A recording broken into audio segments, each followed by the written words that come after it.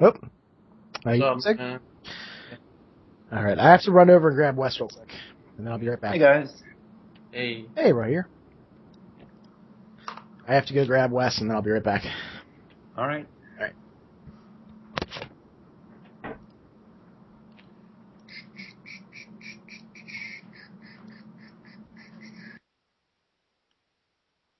So we're going to play on Skype or Skype, switch over to Google? Skype, because Tim drops from Google a lot. All right. So Skype.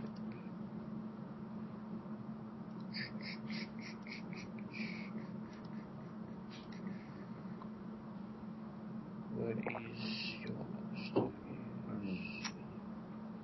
I'm happy my internet speed just got upgraded. Oh, nice, man, nice. Yeah, I'm now at 120, so that's pretty good. Yeah. I think that's about where mine is.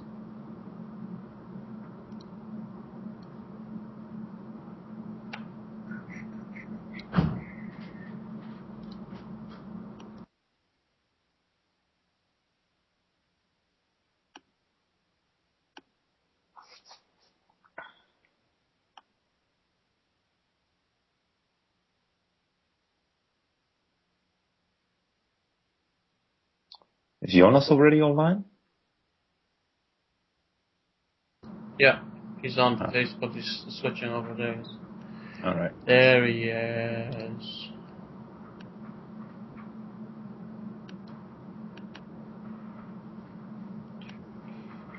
Yo, yo, yo. Yo, yo, what's up? Hey, hey, hey. What's up, bitches? What's up, man? Just watched Blue Velvet, by the way, for the first time, and now I'm full of awesome Dennis Hopper quotes. Man, that movie has some great Dennis Hopper quotes, like, what beer do you want? Heineken. Heineken? Fuck that shit! Pabst Blue Ribbon!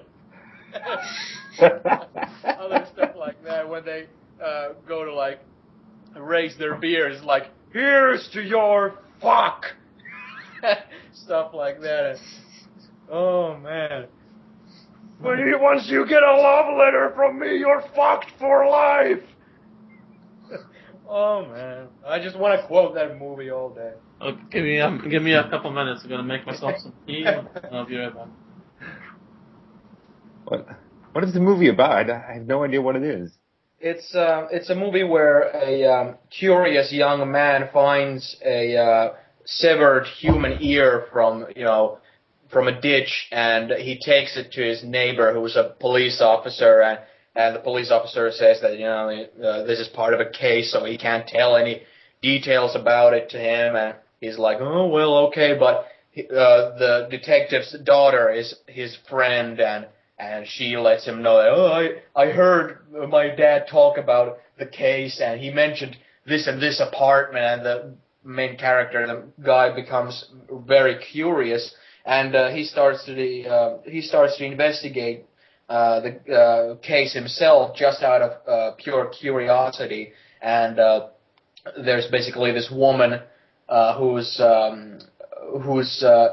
being used by this gangster played by Dennis Hopper, who Dennis Hopper has like taken his husband and son as hostages and making the woman do things for him, like all sorts of nasty stuff, and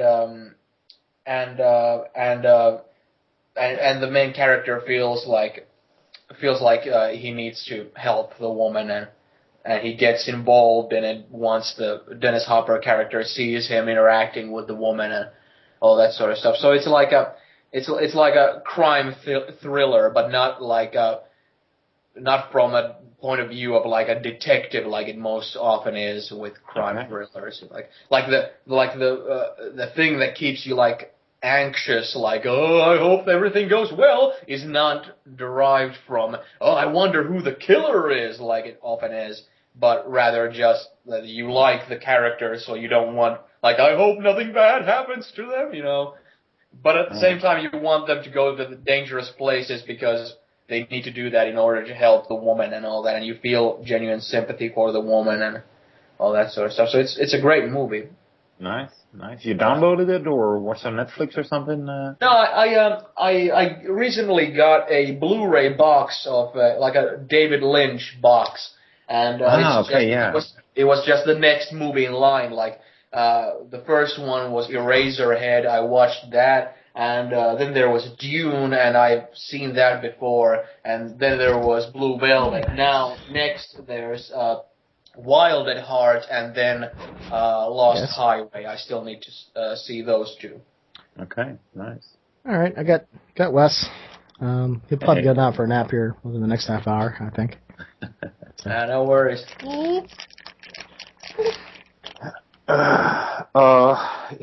My wife mentioned the pictures you posted of your family, and she was like, "Oh, look at the little boy! He's like a little hobbit."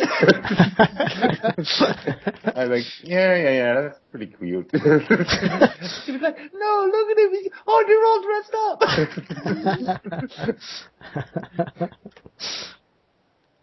Well, when you have a dad whose name is Samwise, it's no wonder you get Hobbit-like features or something. It was actually my wife's idea to dress him up like a Hobbit. So she always has good ideas. She's a geek by association. Cool. Well, in that case, you might not have to throw the majority of your RPG stuff away then, huh? No, she rolls her eyes at me a lot, and I think she thinks I spend too much time on it. But other than that, she puts up with it. So. She'll soften up eventually. Yeah, it's give her 14 enough years. time. So. Nice. I already know that I won't be able to make it to the game next Saturday or the Saturday after that. Okay. Let me check. I think I'm good for a while now. Yeah, I figured, however this session will go, I'm trying to aim for something where I can leave the character to a point where it wouldn't be weird that he wouldn't be present, Like if he dies, you mean? Well, no, but it's there's still a couple of weeks until the wedding funeral stuff, so there's unless we fast forward like crazy, there's a lot of a downtime where none of my plans, at least plans that I have at this moment would be that important. The next plans I have pretty much have to do with the wedding and funeral stuff. So. Oh, that's good to know. Yes, I'm gonna slow cook my revenge for you. Ah, damn. But don't last too long, Yeah, well, I'm still good for next week, but it's a good thing because the 30th, we have people coming over, so I won't be able to make it. Oh, okay. So if the two of us won't be making it, I guess it's automatic cancel because no point in having just Tim for a solo session or anything, I guess. I don't know. They could do stuff that he learned in the woods or something, or while they were out training, or. Yeah. Whatever. Yeah. I'm okay waiting. That's fine. All right, so I've pretty much been keeping up on the recap videos. So not that I really need to. My character's been sort of off by himself. So. Yeah, but everything got mentioned in those videos, so Yeah. Mm-hmm. You really wouldn't need to hear any audio recordings or anything. It's pretty much all there, unless of course if you want to hear whole scene, from start to finish or something.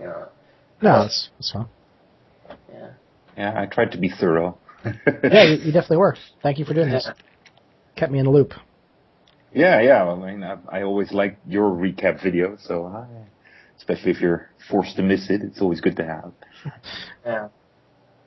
Is Zig, are you still there? I'm making tea. Oh, he's making tea. Okay. I was like, Zig's awfully quiet, but yeah. Zig tends to be quiet. I don't know. Ever since you came online, he turns out quiet.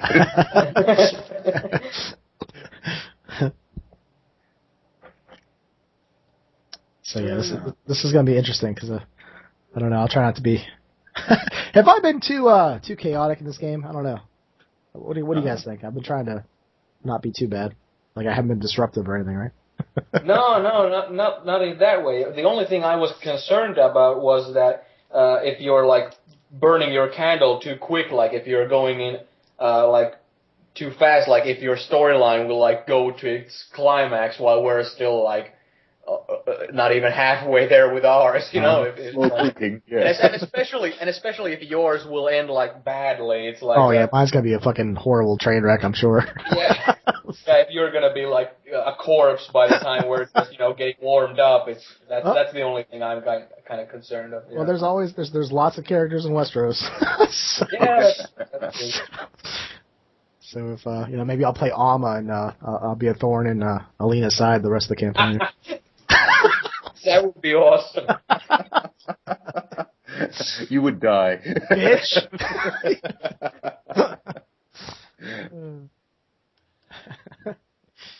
I would love to see that. I love how Zeke plays Alma. Yeah, just like Roger said in the recap video, like last campaign, you were, Tim, kind of the thorn on everybody's backside.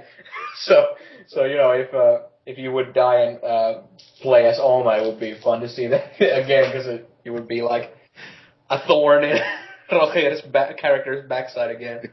Well, it kind of sounds like Alina's taking over. I'm back. I hope she keeps going down that way. That'd be kind of a lot of fun for you, I think. Well, she's not really trying to like sabotage the family or anything, that's for sure. But I mean, she just believes Belfier should have paid more than just to be beaten up. Yeah, well, there's no lesson to be learned once you're dead. True. But it's also fear, of course. She was afraid that once he would regain, he would think like, well, fuck it, now I have nothing left to lose, so might as well. Plus Marcus is a really big fan of Belfier, so he probably doesn't want to.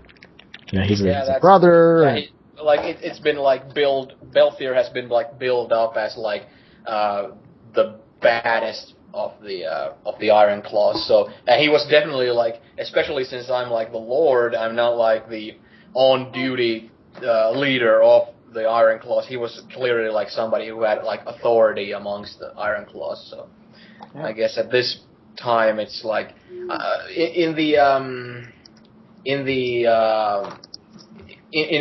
Wood Tower they left the other guy in charge, not Claudio, but the other one. Prague, yeah. So I guess he's somebody who has authority then. And now he's dead. What? When did he die? No, Belfier. I mean, Belfier was all like, oh yeah, I'm the most powerful Iron Claw there is, and now he's dead. I'll need to write Prod's name down so I remember him. Mm-hmm. Okay, so I might need to refer to him at some point again. I was just saying that I don't need a recap or anything. We can just jump right in. Perfect. Yeah, and also I just said while you were still gone that I already know that I won't be able to make it next Saturday or the Saturday after that, and Roger said that he wouldn't be able to make it the Saturday after the next either. Okay. Yeah, the 30th. Okay. So do we want to just do Roger and Tim session next week, and then we'll see what I think. I remember that this coming up weekend I have a presentation to do for class, and it's out of class time, so I don't think it's on Saturday. But if it's on Saturday, I'll have to cancel. If it's not, then we can just run for the two of you. Okay.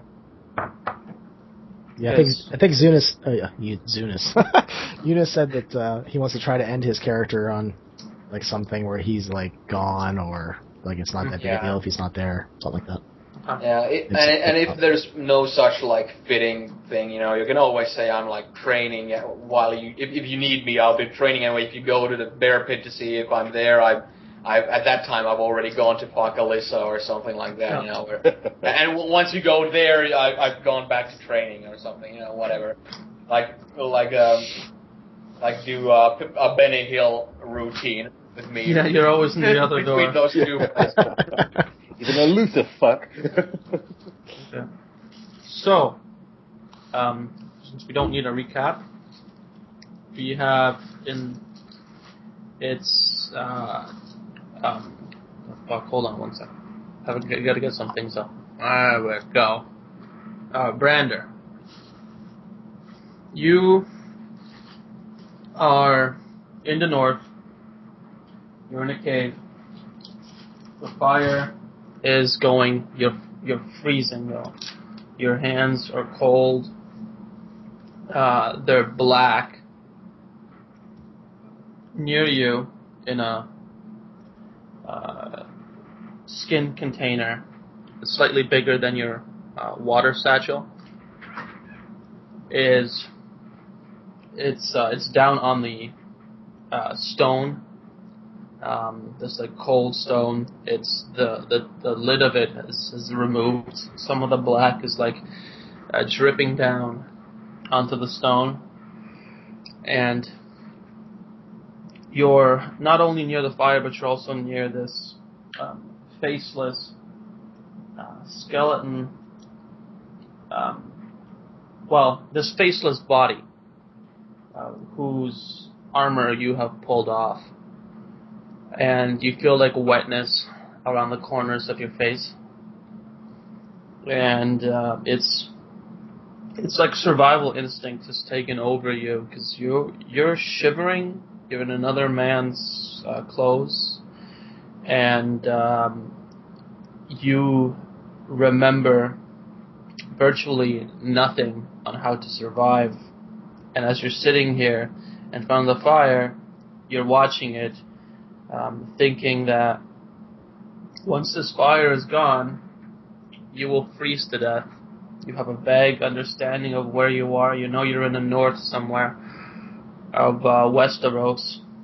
You remember you were sent here to take care of a young man that has been yearning for death for many, many years. But now it's like you've got no way out. You're not experienced in this, and your mind flashes back, even this dream state, to that moment where you were in the house of white and black that you well remember in Bravos, where the man told you the mission and he gave you a coin. So, looking through your discarded clothes,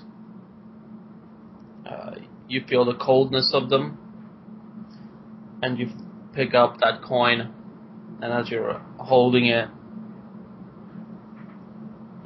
what are you thinking about as you're holding this coin?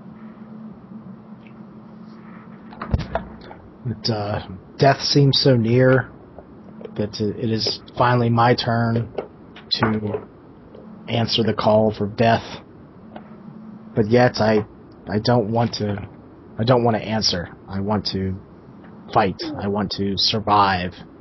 I want to continue on in some form or other.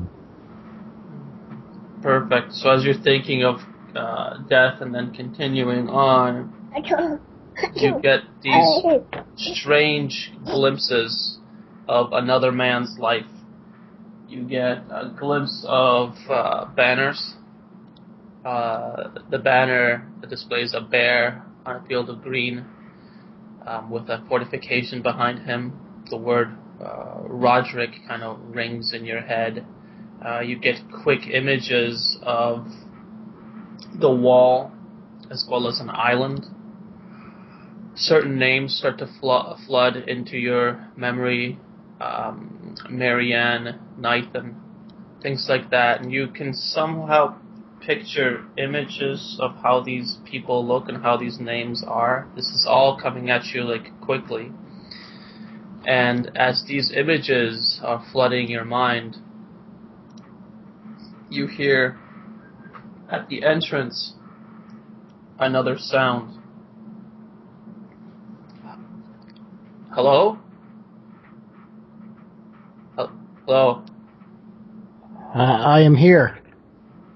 You see a shadow of a spear tip move across this cave you're in, and you see it's a single person, a single shadow moving in.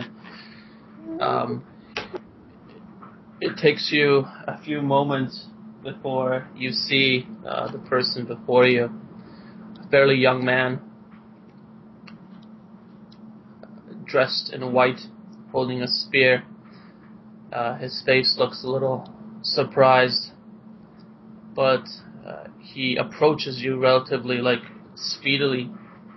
You're still holding that coin in your hand. He sets his spear down and kind of kneels beside you. A man of the watch. I'll look down at the coin and then focus on those memories, and then I look in the man's face and I say, yes. I am Brander. He puts his hands over yours. Yours are freezing. He looks at the bodies beside you and kind of suddenly takes a few steps back. You've seen them.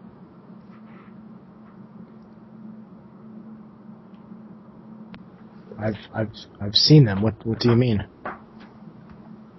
The dead.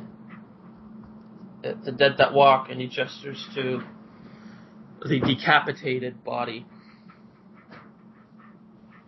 Yes, it tried to attack me. Come. I'll take you to safety. Is there fire there? This one's about to die. Is there anything warm? He looks down. I'm certain there is. It's quite an easy place to spot. A giant wall. He grins at you. If I bring you back, maybe they'll... And he tries to help you up.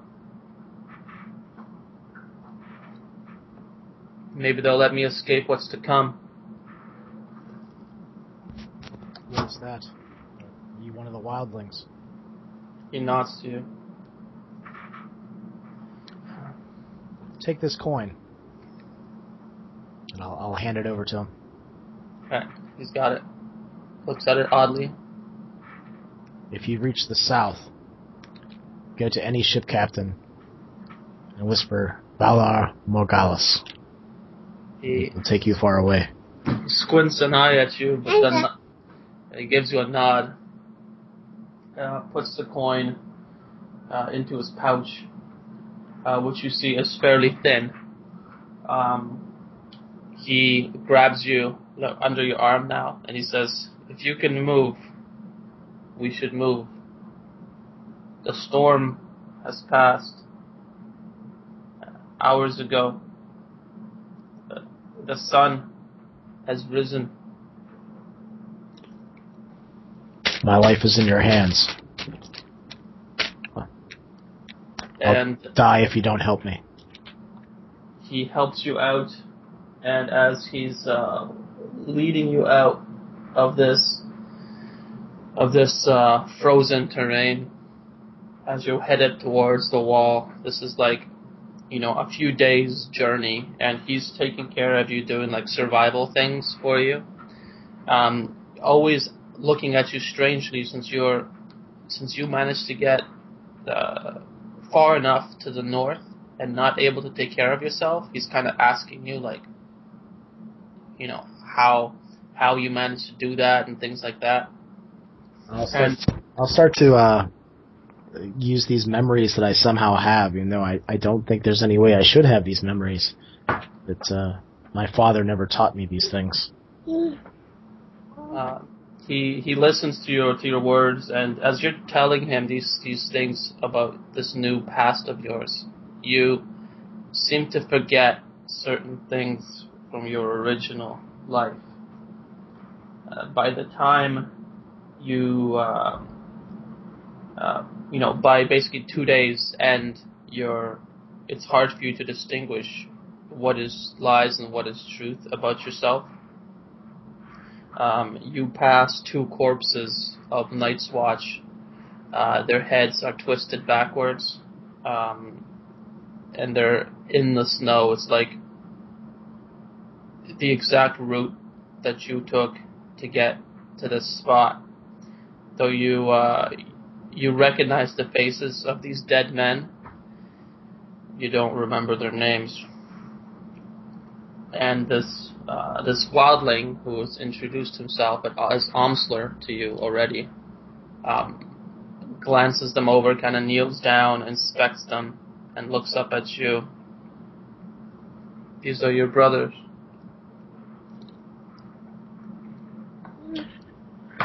It seems their path is at an end.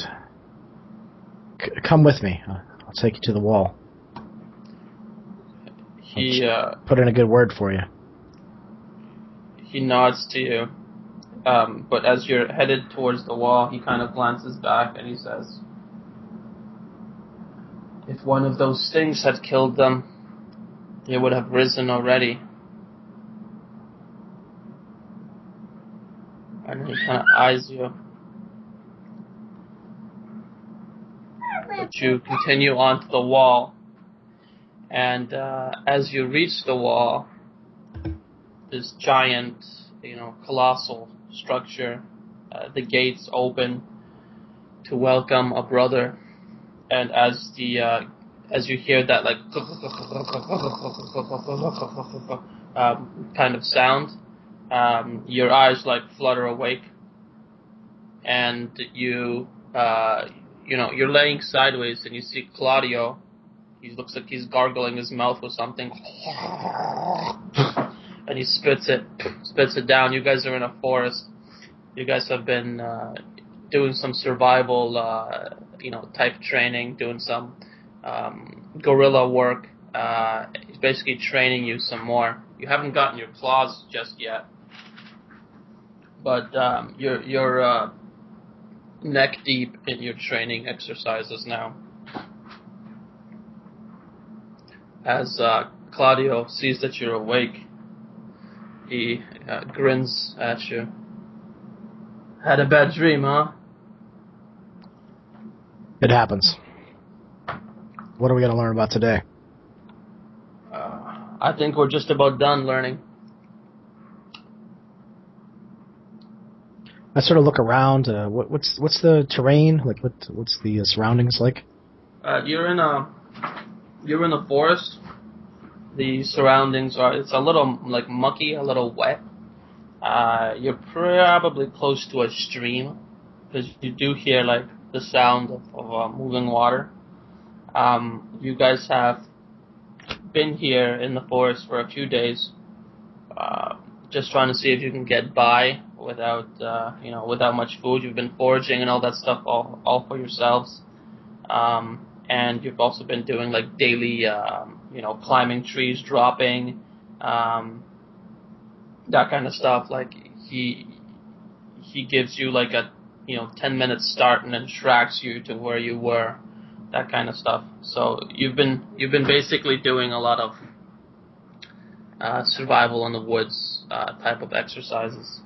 Not much fighting. It looks like he's pretty happy with your fighting skills, especially since the bruise you gave him over his eyes is just started to turn pinkish. So it's just started to heal. Your bruises and all that stuff are pretty much in the same state. So the two of you look like you've been scuffling.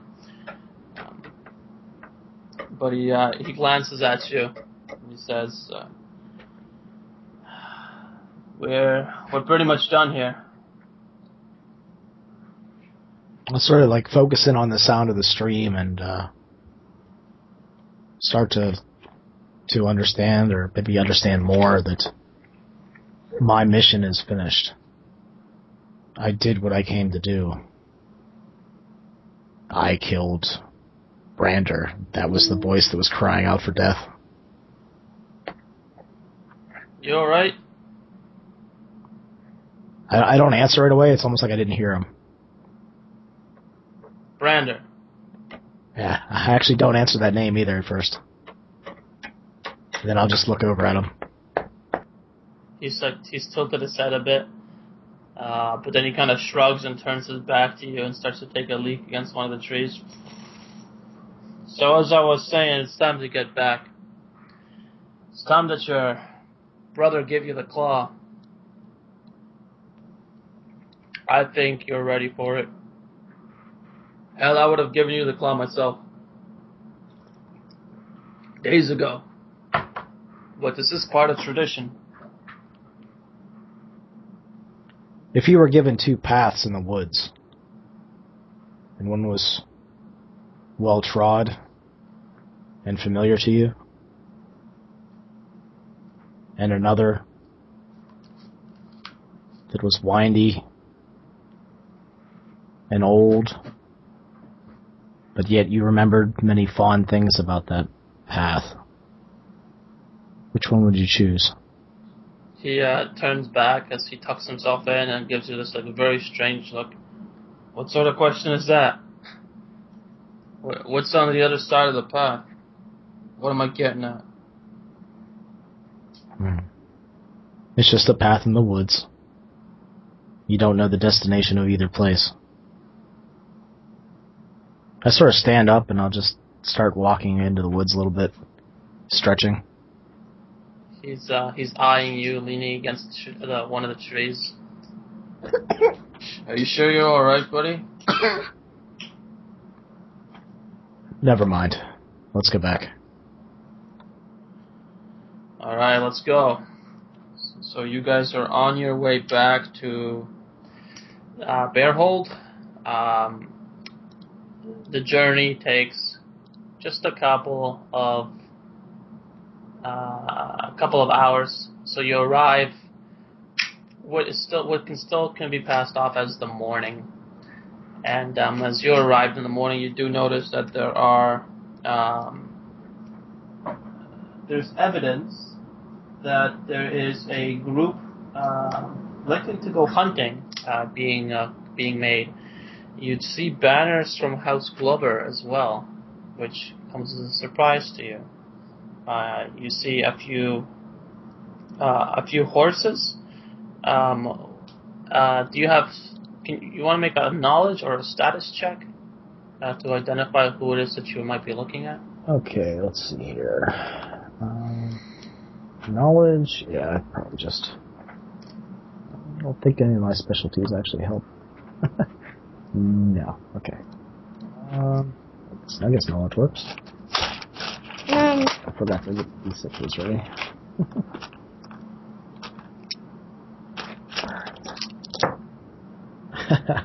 8, 9, 10, 11. Okay. So what's your total? 11? 11, yeah. Okay. You recognize this guy as Galbert Glover, head of House Glover. He is in his mid-30s, and you guys went to Deepwood Mott, and he was your host. He looks like he's in great mood. As a horse is being brought to him, he kind of shakes his head and dismisses the stable boy. You can hear him loudly say, "I will hunt like the Rodricks. On foot, looking for bears."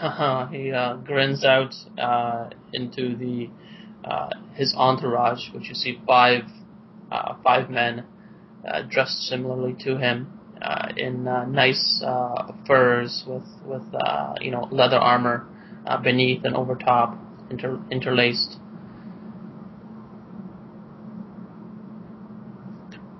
I look at Claudio and... Are we to meet my brother now? He nods to you. It's like interesting guess as he makes his way past this Glover. Is there anybody from House Roderick there?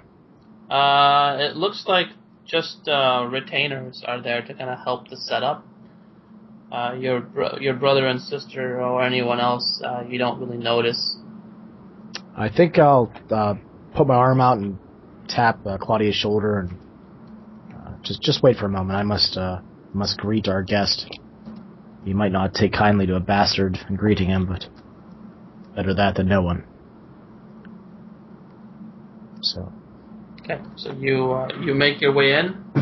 Where would you guys be at this point? It's pretty much it's kind of early-ish in the morning.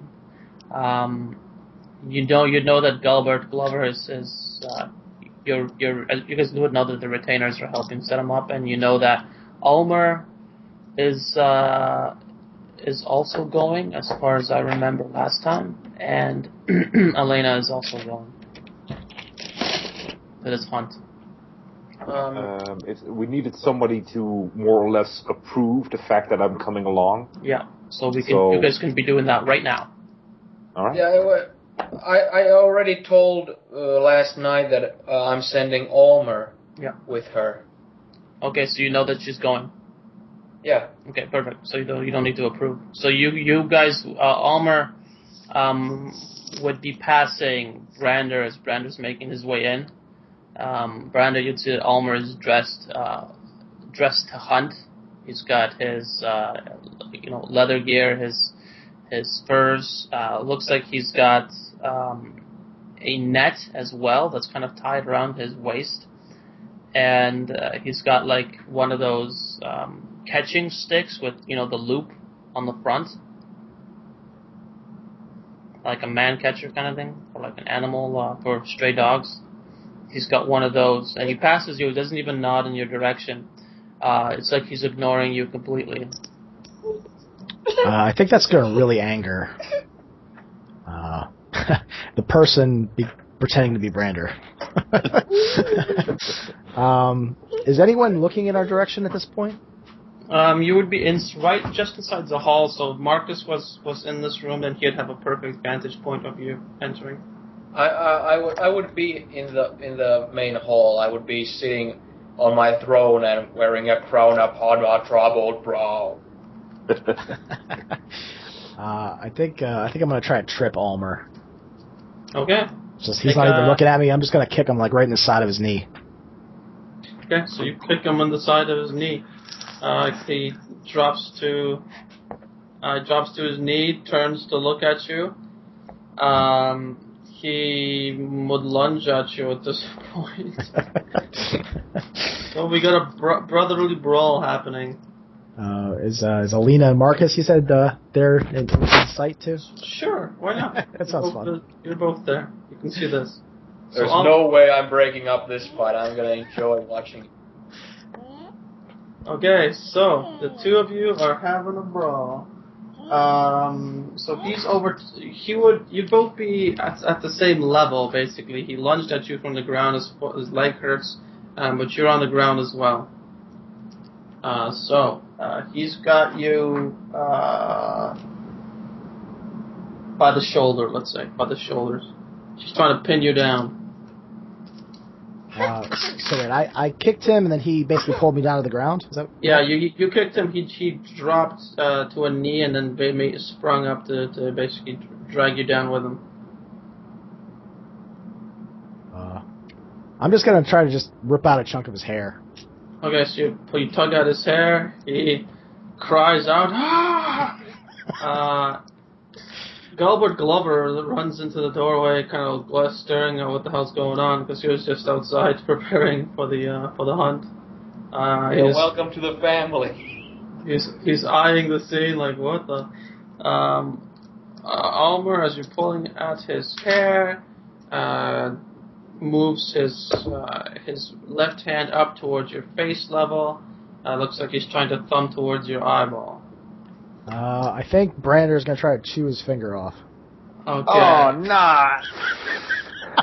Alright, let's make some rolls here, man. Let's make a fight roll.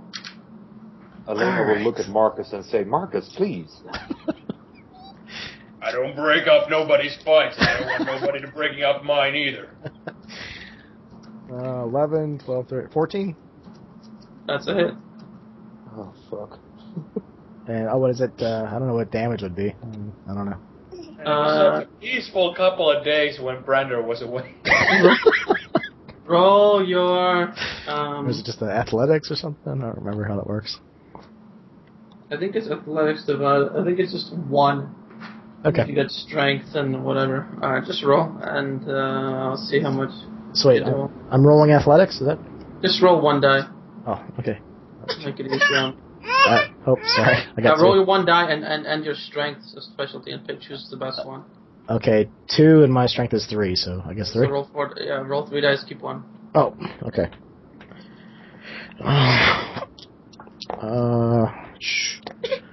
Alright. 5 was the highest I rolled. Okay. So you bit into. He's not wounded yet, or he's not suffering any. But your thumb is in his mouth, and he's like, there's like blood kind of dripping down as you're biting his thumb. He would be as dirty as you are. He would knee your balls, man. Knee you in the balls at this point. 11, 12. 13 to get you in the balls. Alright, let's... there's like a... What's the defense I get already? It's around here somewhere. What the hell is that? Combat defense? Looks like... okay, it depends on if I'm wearing armor or not. I don't, would I have been wearing armor out with Claudia? Yes, you would. Okay, but it's just a 5. Okay, so he got you 2 degrees. You're hitting the nuts and you're stunned, because hitting in the nuts hurts. Stuns you. I don't know if that... is there like weapon damage reduction because of armor? I think there is. Yes, there is. It's like... I remember it being pretty high. I can't think... Yeah. He got... How much did I say? 5? Yeah. 5. Armor. Can't find it right now. What's this squad? Armor rating. Your armor rating. Armor rating. Sorry, guys. I can't find it. It's like, I think it was pretty high. I can't think what it is right now. Okay. It's not. You didn't write it on your character sheet. I'm looking. Near the bottom right. It's brigantine armor. What is that? 8 armor rating. Okay. Negligible. You take no damage, but it's still like, it's still that uncomfortable feeling of getting kicked in the nuts. There's no jock straps back then, so I guess the nuts would be a weak point in the armor. You're not going to take any numerical damage, but you're still stunned for a turn as he kicked you in the balls. Roll your strength compared to his strength. Roll your agility, or I think it's agility, right? Strength-based. Strength specialties and agility. It's athletics. Yeah, roll your athletics against his to see if you can pry his finger out of your mouth.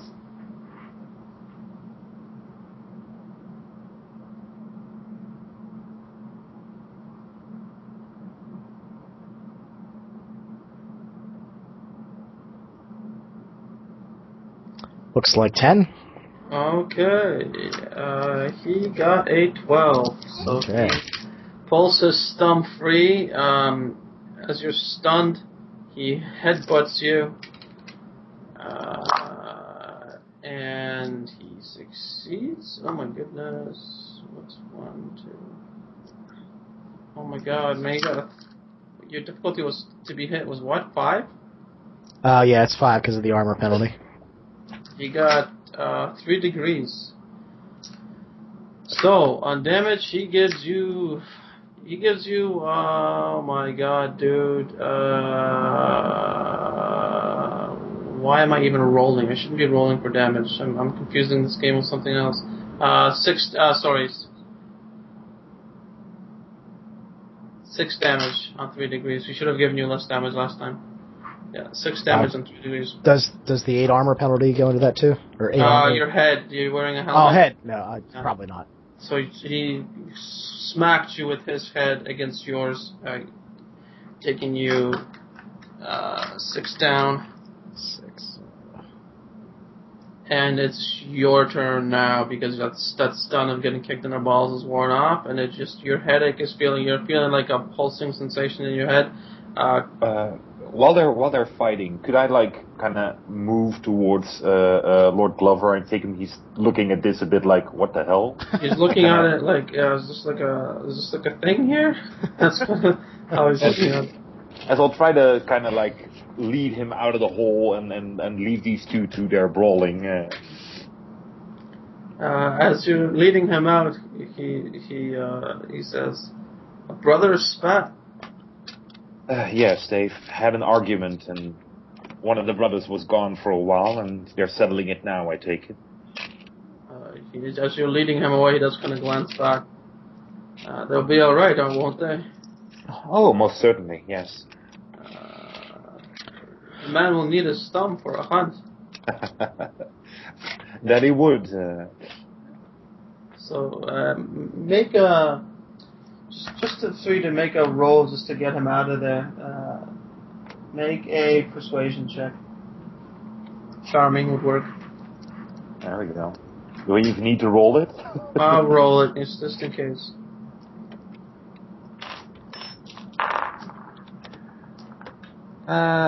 Let's see.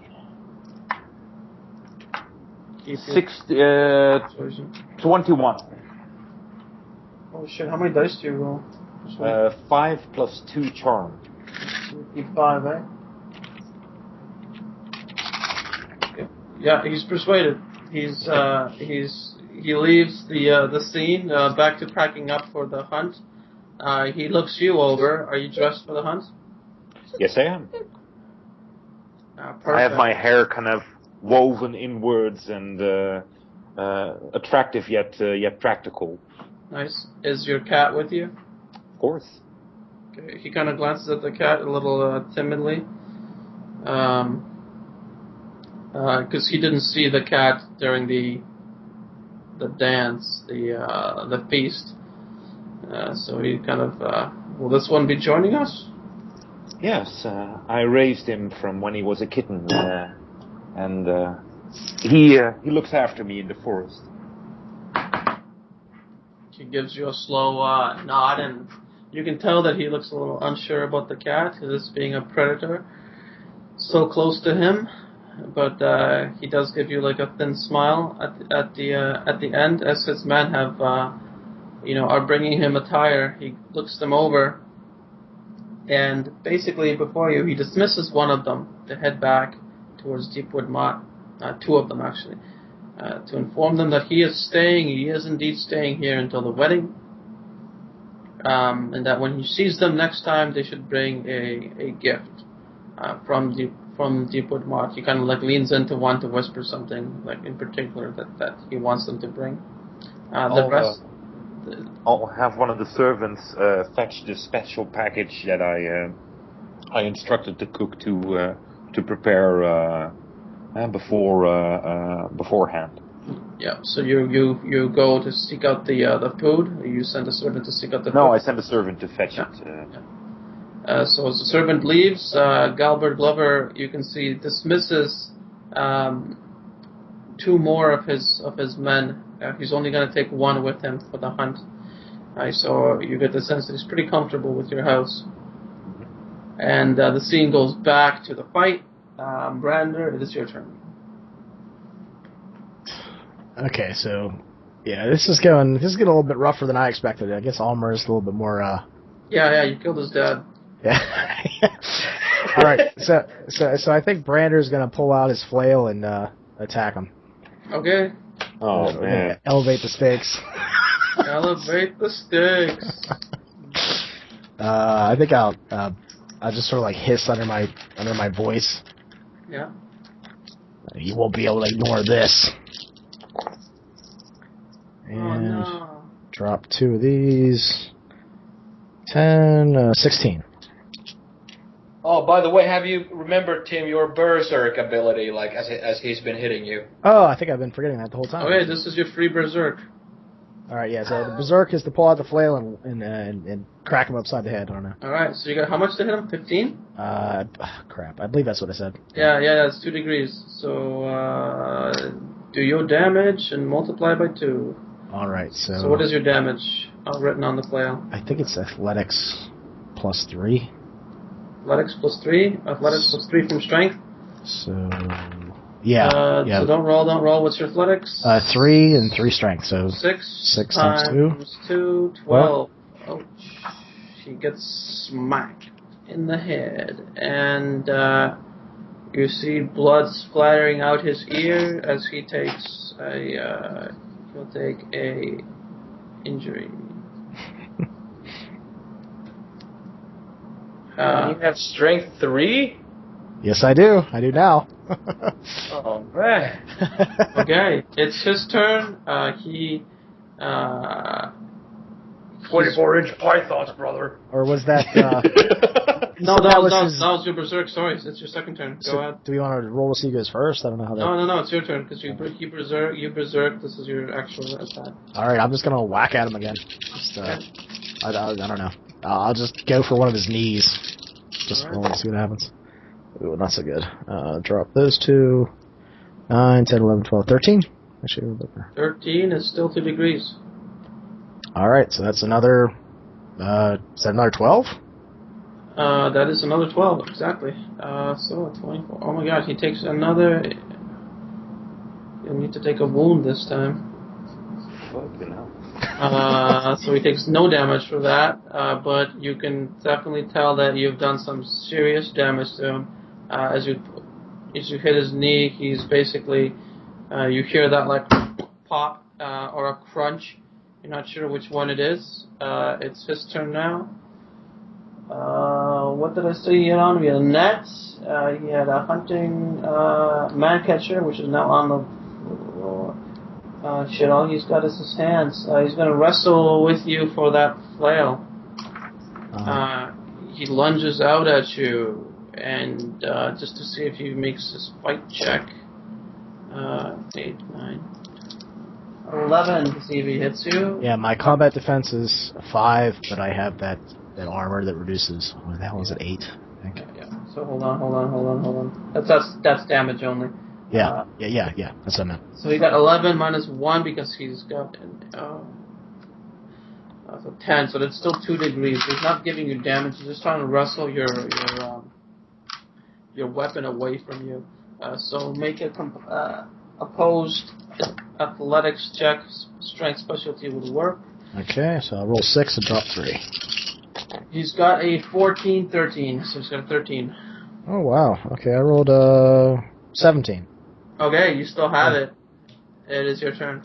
I'm going to try to go for his other leg. Okay. Or you know what? I'm going to go for the same one. Alright. Oh. That's a little bit more And Marcus brutal. is okay with all this? Yeah. If they don't finish it now, it will never be finished. And then they'll go at each other when the other one is asleep and whatnot. So it's best to finish it now. This is Cool. hilarious. I got a 20. Oh my god. 3 degrees. So is that Dude, 18 that's- damage? That's 18 damage. Fuck, you'll need to take another injury. A wound, I mean. And also, if Ulmer can't hold his own against Brander, he shouldn't be the leader of infantry. Okay. So he's he's pretty far down. His leg shatters. Bones in his leg shatter. He lets out this like guttural scream, and immediately lunges for your face again with his hand. This time he's got 3 dice instead of fucking 5. 9 to see if he hits you. Alright, well 5 is, yeah, 5 is my defense. So man, 1 away from 2 damage to you. Yeah, I guess the armor just takes that then. To your face. Oh, No to my face? armor. Oh, okay. Alright. I did want to ask, I took 6 so far. I think I was down 2 the last time I played. Last time you played, that would be healed. You don't Okay. have to worry about that. After every fight, you're back to 0 unless you decide to take injuries, wounds. Okay, so I'm at 4 of 12 then, currently. So he hit me, right? Yeah. So So I get wait. How much are you at? 4? 4 of 12, yeah. So didn't he give you 6 last time? 6 plus 2, 8. Yeah, so I took 8, I had 4 left. Okay, I'll have 4 left. Okay, yeah. Alright, so I get my berserk attack, I guess? I think Berserk is only once per combat. Oh, is it? Not mistaken. Otherwise, it's like ridiculous. Once per target, I think. Once per Take an person. injury or wound. Whenever you take an injury or wound. Oh, okay. So I didn't take an injury. Oh. Maybe Okay, it's so not you as shouldn't good. Shouldn't have had it the first time. I'll give it to you. So anyway, make your next step. Whoops. Do your next step, bro. The terms in this game always kind of throw me for a loop. Yeah, I hear you. All right, so he hit me. I guess it's just my turn then. Yeah. All right. Or do you want to just go to that? Since I cheated last time, just. No. Oh, yeah. Okay, you want him to hit you again? Yeah, that's fine. I'll have him hit you again. Fuck it. So he's leaning into you. His finger is digging into your skin. Clearly, he's trying to take your eye. Nice. He's going a little better into you now. He's going a little more. Oh my God. 13 to see if he gets you. Yeah, I got a 5. Okay, so that's 2 degrees on 2, 4 damage. Okay, so I'm at 0 of 12, so that means I have to take an injury, right?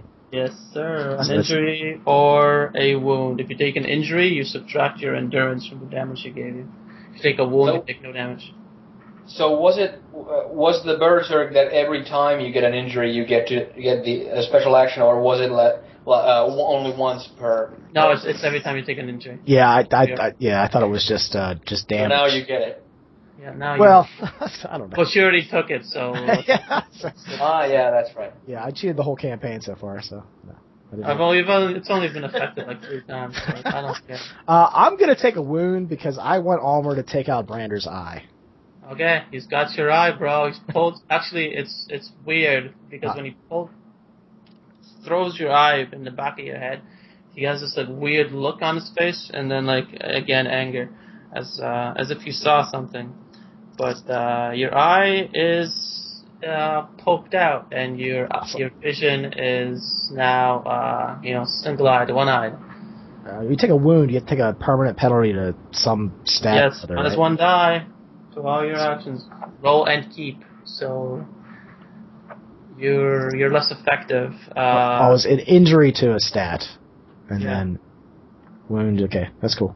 Yeah, injury is wound is like a permanent. Okay. So your wound gets healed. All right. So you said if you took a wound, you don't get any negatives, but you get a negative die. You get an injury -1 to your actions, and wound -1 die rolled and kept. Oh, okay. So it sucks, but I think it's gonna be kind of fun. So I'm gonna say the Almer. It sucks until your wound is healed. It can still be healed, but of course you won't get your eye back. Yeah. I think that fits.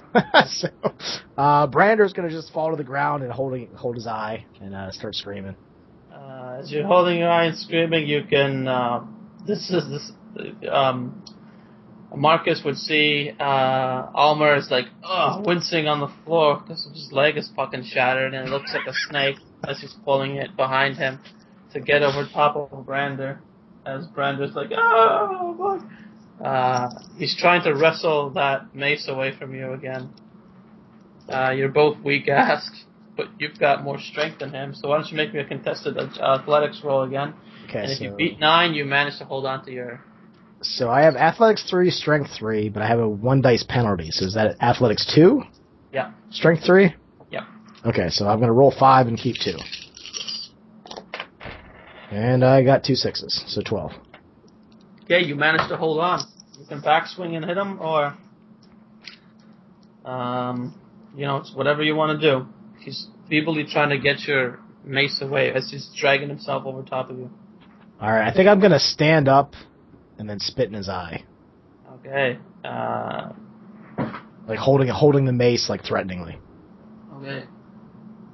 You just make an agility check, just to see if you can, pull yourself above, especially due to quickness if you have it. Okay, I'm wearing armor and I have a 1 dice penalty, so it's 2 dice minus 4. I got a 1, so I miss. Yeah, you can't get yourself up. You're trying, but it's the getting up portion of it that you can't do. His weight is down on you. You pull a leg free from under him, but it's not really working, and you can feel like this hot blood running down the side of your cheek. This would be your right eye that he pulled out. So there's blood rolling down. But right beside you, Marcus, one of your servants, who has been tasked to bring food. He's kind of he's halfway into the scene. It kind of stops as he's seeing, like, you know, eyes being pulled out and what have you. Marcus, you would smell like, it's a nice smell. It's a smell of bear, of treated bear, some you know, some berries and all that kind of mixed in to make almost like a jam. It's all kind of wrapped up. Looks quite, smells quite delicious. Just within the reach of your nose, as the servant has stopped delivering the food and just kind of eyes this conflict that's happening. I'll lift my hand, you know, kind of nonchalantly at her, so that she sees, and I'll like hold out my hand for her to give me the food that she's holding. She turns and kind of like still eyeing the fight for a second, brings it to you, sets it, like holds it out to you and pulls, basically unties the bottom of this tray, and as it's pulled out, would Elena have left a note? No, wait. Like, as she gives it to me, I'll, like, as I take it, I'll look at her and say, now run out and get the maester. She nods and runs off to find the maester. You got the tray of food. I'll start snacking on it while I'm watching the entertainment. That's excellent. So, Elena, would you have written a note or anything like that with the food, or would it just be like food?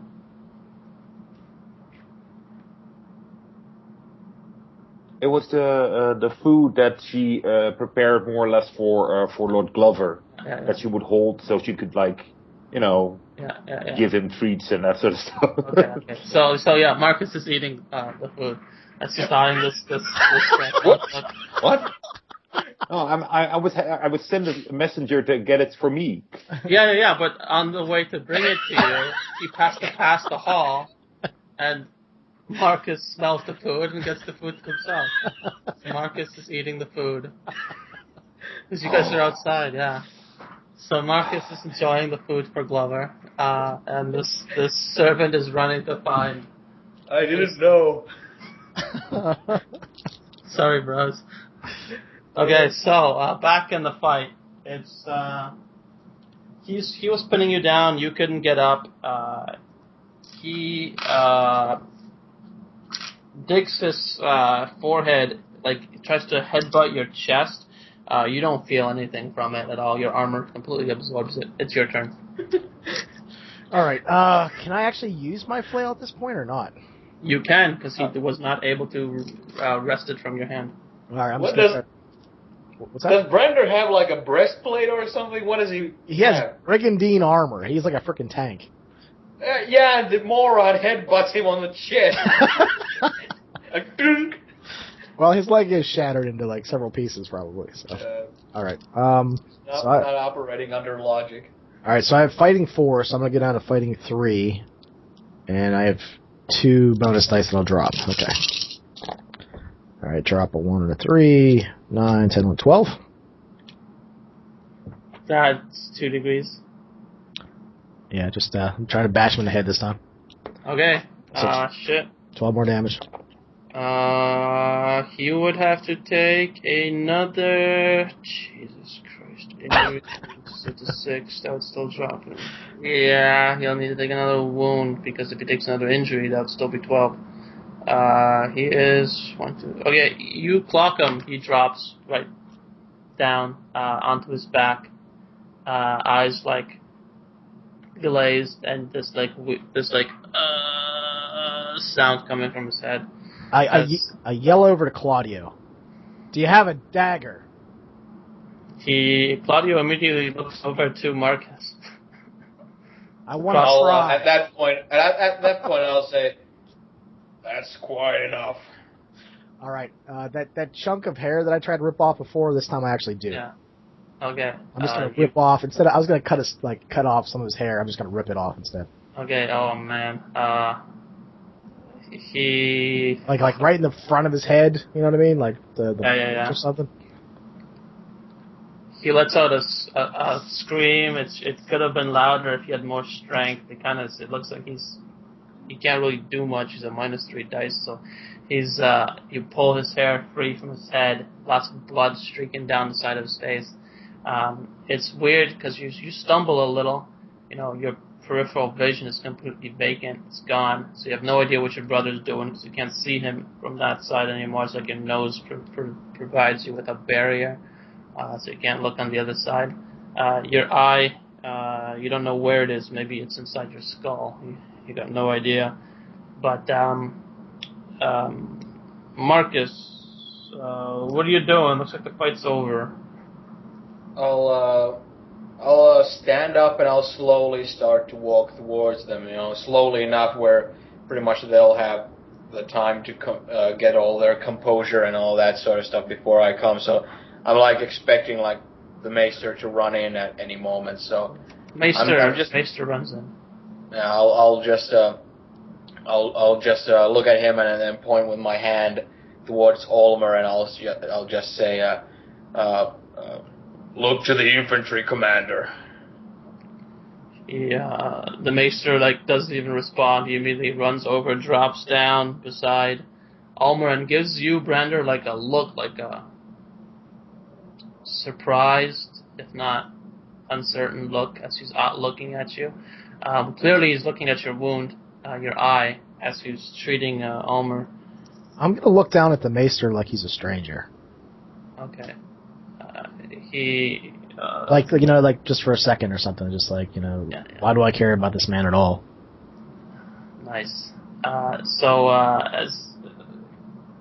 the Maester looks away from your vacant eye, he looks towards Olmer and immediately says, his leg, this will take months. As he touches the leg, you can hear Olmer ah!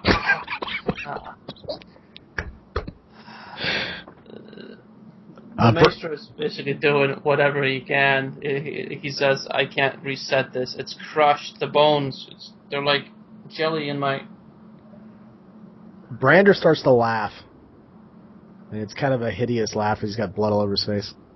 I'll at that point, I'll look at Claudio and I'll nudge my head in the way that, get this clown out of here type of look. Claudio puts his hand on your shoulder, Brander. Come on, let's get a drink. I'll sort of shake my head, and I have a fist where the big chunk of hair is, and I'm not going to unclench my fist, but I'll walk with Claudio. As the two of you are walking, you guys would pass the Glovers and your sister Elena. Elena, you would hear. Elena, you wouldn't have been able to see what's happened because you kind of took everybody away from it, but you can hear, you almost killed him. I look away from Lord Glover and say, excuse me, my lord, I need to check on where my servant is keeping with my my package. Excuse me. He gives you a nod, of course. Oh, I'm just about ready to go here. How do I look? He says before you go. Like a man ready to kill 2 bears. He grins. I'll be fortunate if we find one. The gods should smile upon us. Took your father a month, he says, before you leave. Then it should take you no more. So you rush off. Where are you rushing off to? I go towards Brander and what's his name? Claudio. Claudio, yeah. And if I see them, I'll go what the hell happened in there? Just a dispute settled. Did I hear correctly that somebody almost got killed? What the hell happened to your eye? It's settled. Do you want this? I take his face and I look at his eye.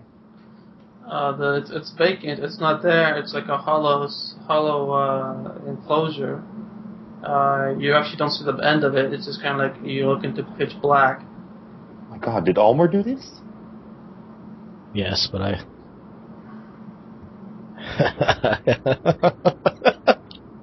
His leg is ruined. He won't be going hunting with you. I look at Claudio. Who killed almost who? Claudio gives you this like look and kind of gestures with his head towards your brother Brander, and he says, "Almost killed Almer." What? He's got a gift to remember me by. Let's just put it that way.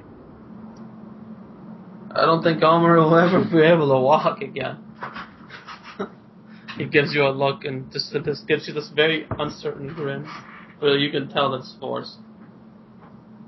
I look at Brander in disbelief, as in, what? Don't worry about it, Alina. We've settled things. An eye for a leg.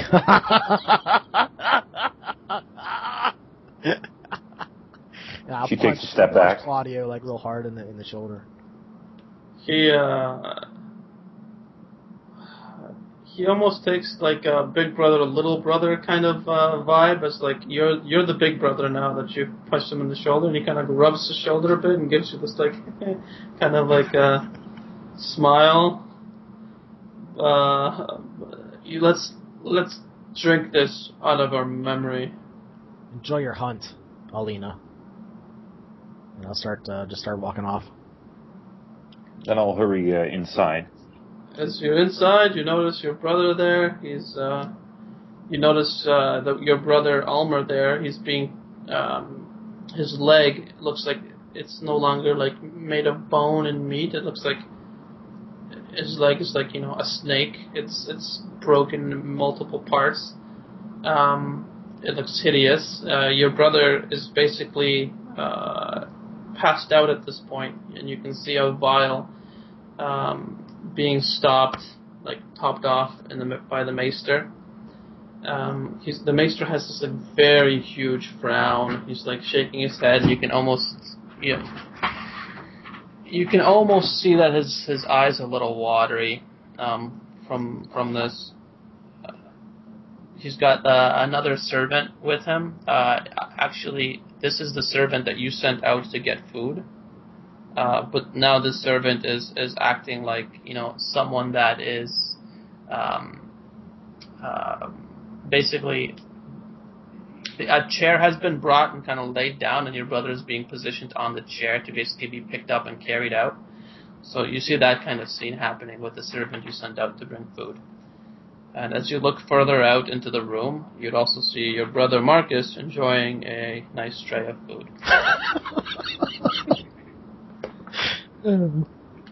I walk towards Marcus. What happened here? A dispute.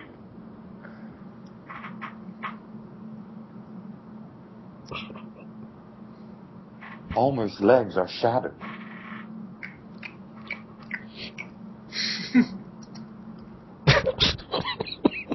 Brander lost an eye.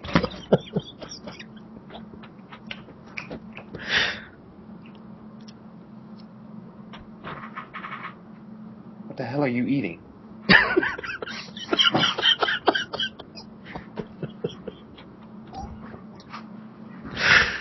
It's my house. My food.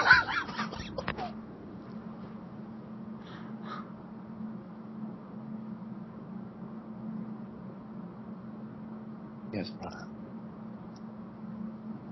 Your house, your food. Who will be accompanying us on the hunt, Lord Roderick? Somebody with more balls than your brother. If he can't even take on Brander in a stand-up fight, shouldn't be leading the infantry either. As you command.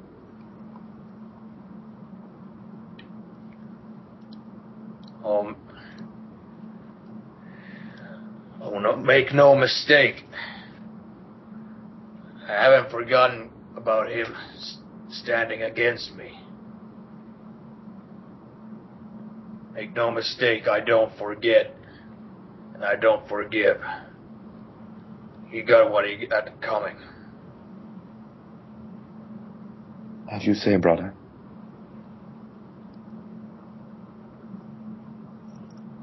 You have a guest outside who expects to be taken out on a hunt. What might I say to him?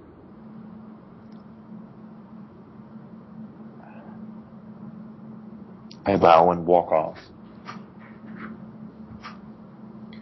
In the background, your brother Almer is being lifted by a chair by two servants, one holding the back of the chair, the other one holding the legs, and almost like in a wedding ceremony, when a man would be lifted by a chair, that's basically what's happening to your brother, but he's like totally out, and his leg is like dangling there very unhealthily as he's being brought away from this room, up the stairs, likely towards the maesters.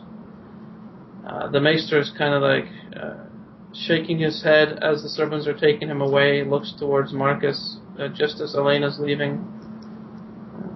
That was gruesome. Who says that? The maester. I'll just give him a look, the serious look, and I'm not in a mood for anything lighthearted or any general conversation, Yeah. He says before he leaves, as he's turning, he says, "Your brother, wounds like that don't heal. His bones will heal misplaced. He'll walk on a crutch or a cane at the best." So he will. He can still continue the lifeline. Family's not taking a loss one bit. He lowers his eyes for a second and just nods his head to you. He doesn't say anything else, but heads up the stairs at this point.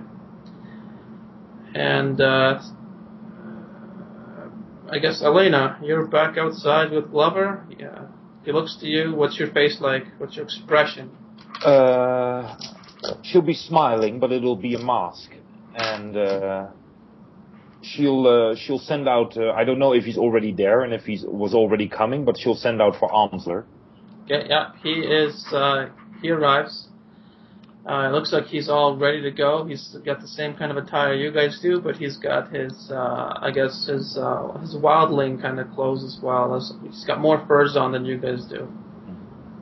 Then I'll walk towards Lord Glover and say, "My Lord Glover, it appears the spat between my two brothers got a little out of hand. I'm afraid Lord Almer won't be joining us. Will you be all right with just you and I?" Of course.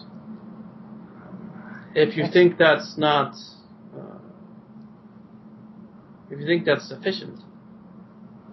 I've got quite the sword arm, the spear arm too. So if you get yourself into any trouble, he gives you a grin. He's obviously joking around with you. I'll be there to protect you. Well, then I'll be much more the safer, my lord. May I introduce to you Amsler? He is our head huntsman, and if anyone can find a bear in these lands, it's him. Looks like a wildling to me, he says jokingly as he looks the young man over. You have an astute and keen eye, my lord. He is. You see immediately Galbert Glover kind of like gives you this like, what kind of look. He strokes his thin beard a little as he eyes this man. You take in wildlings? Just this one. My father saw fit to give him a position in the house, seeing his unique skills and the fact that he brought my brother Brander back. I suppose that makes for something. But we're wasting daylight, my lord. Shall we go? Yes, let's. As she looks out towards the tree line. I suppose you would know best. He glances at the wildling, Amsler. And Amsler is just waiting to get the nod from you before he takes you guys out into the forest. I kind of nod indeed, like, let's get the fuck out of here. Okay, so it's a group of 4, because Glover has one of his guards with him. Then I'll probably take like 2 guards with me as well. Okay. So it's a larger group. Depending on the survival of ability of the guards, they might make noise and all that stuff. Looks like the guy Glover has selected is I guess more suited for the forest. Then I'll probably ask for Amsler to get me 2 guards that know their way around the forest. Yeah. So you guys pack yourself up to a group of 6 to get a bear. As you head out, you guys make casual conversation. Amsler remains kind of quiet. Galbert Glover makes mention of the northern tribes, how they settle their disputes between brothers. He tells you a funny story of how there's one northern tribe sworn to the Starks that settles disputes through bites. The one that makes the biggest bite imprint on the other one's arm wins the dispute. So it's always the one with the biggest mouth that wins. And he, telling you these like weird anecdotes of the North that he's heard. Some of them, you being more northern than him, realize it's probably just jokes and that kind of stuff. He does tell you an anecdote about the frostputs that you immediately dispel as being false. The story of how the head of Frostfoot was left out in the cold waters by his mom, and you're like, okay, I know that's not true. So as he's telling you this, you realize that daylight's going down, night is fast approaching, and I will allow you, or you can pass this off to Amsler to make a roll for survival, just to see how long it will take you to find a bear in this forest. Because you guys have 2 weeks before a wedding takes place. So make a survival check. If you don't find anything within 2 weeks, then you're basically pulling out without anything. Well, I take it Amsler is a great huntsman, right? He is a wildling, so he's not a great huntsman. He's more like a tracker, finding your way out of places kind of guy. Okay. But then I suppose I'll do what I can. Okay. What is your survival skill? My survival skill is 3. Okay, so Amsler's got you by 1. But if you want to impress him, basically this is one of these moments to impress. You got to get 4. You've gotten 2 the last day. All right. 2 impressive moments. So if you want to impress him, make a roll for survival. 14. 14. Now the game freezes for just 1 second as I consult a chart that says how long hunts go. Because in this game, they got charts for that. Really? Yes. There's cool. a chart. I remember there being a chart, so I'll just freeze for just a sec as I find the skill. There we go. Disguise, education, language, survival, stats, survival, bam. Okay. Forage hunt. How much did you get? 14? Yeah. Okay, so it is the next day after you sleep.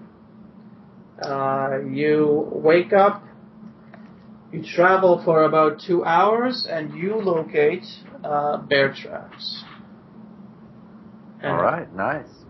And as you find the tracks, you're following them, and you again would hear the distant sound of a water system, like a creek. And as you're making your way towards it, your company's trying to be as quiet as possible. Galbert is kind of leaning in as you're following these tracks, quite impressed. He doesn't see the tracks at first, but you kind of show him, exactly where they are. And as he's following behind you, Amsler is he's smiling in your direction. You're not sure if Amsler saw the tracks too, and just waited to see if you could find them. Mm-hmm. But he's letting you lead this thing. And as you're winding your way through the woods, you eventually see that creek. You're kind of hunkered down, within the tree line, kind of staying hidden, and you do see a bear on the other side of the creek, kind of like staring down into it, and his muzzle kind of like sinks into the water, and you can see that it's kind of like I guess drinking from the water, and also kind of like rubbing his the side of himself with his hand as it's getting wet in the water, almost like a grooming kind of thing. I point out the bear to Lord Glover. He grins at you and says, "Now the hard part is trying to catch it." Does my lord wish to try to take it alive, or shall we kill it? He eyes you for a second, and he says, "Your father took it alive, didn't he?" That he did. I say we try to do the same. Very well. Do we have the proper tools to do this, or? Yeah, the guy the two guys that you got from the house that Amsler was to hand pick, they would have a man catcher, a net, another man catcher, and they would also have some milk of the poppy to pacify this creature. All right. Well, so you got high survival, so you know that there's various ways to take these bears down. You've probably never been leading a hunt before, and chances are your father never took you on a hunt. So you just know from hearing stories that there's always the aggressive approach where you just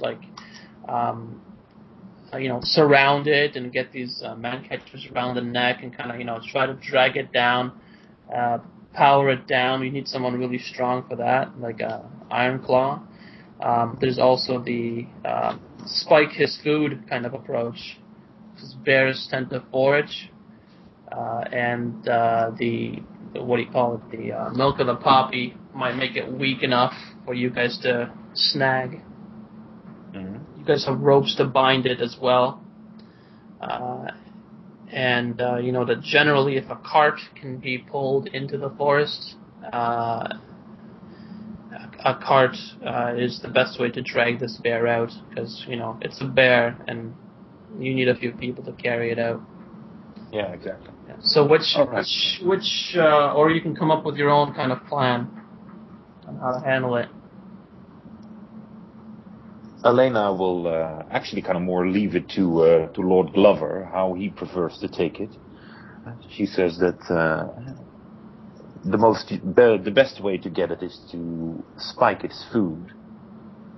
We could leave some of our own and have him eat it, making it more docile once it's spiked with milk of the puppy. He gives you this look and nods. Said how your father would do it? Well, my father would most likely have some more iron claws with him, and they would probably fight for the honor to wrestle the bear to the ground. I kind of giggle. He grins at you, and Amsler kind of whispers to you, "That's what happened to Lord Polar." But usually a couple of men die in this process. His eyes widen. "A couple of men die?" Mm-hmm. Well, I don't want any of that to happen. I don't want to be responsible for or part in something that can result in that. Maybe he kind of puts his hand to his chin and taps it a bit. maybe it might be just best just to bring this creature down. All right. You wish to kill it then? He nods to you and extends his hand out, and one of the man he brought with him passes him a spear. How far are we from the distance? Should we like get behind it, or is it good to can we just get to it quickly? It's on the other side of a creek, so it's just like a jump, and you're on the other side of the creek. Okay. So it's not like a big body of water he's behind. You guys would be like, let's say 60 yards away from the creek, and like a quick jump to get to the other side. As you've made a survival roll, your survival roll is pretty good. So you get the sense that access to water probably brings access to food. So this bear is of a pretty decent size, pretty big bear.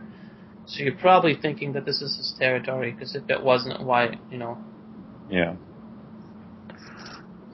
I think. All right. Well, let's go take it.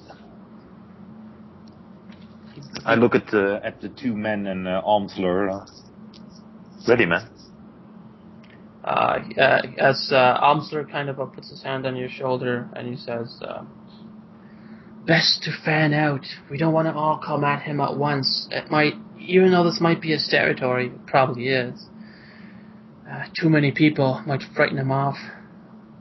I'll try to make my way that way." And he gestures, deeper into the woods, and he kind of indicates with his fingers like a go around, like he's gonna, do a 360 to get behind it. I look at Lord Glover and I say, "It's best if you send your men a bit to the left, to the right there. I'll send my men to the left, and we'll surround him more or less." Okay, this is where you make me a skill roll that is hardly ever used. It's warfare, as you're giving tactical advice. So make a warfare check for me, and depending on how well you do is how well this plan is enacted. All right, can I spend a destiny point because I have a warfare of 2? I suck at it. Yeah, you can spend it, and it gives you +2 to your roll. All right.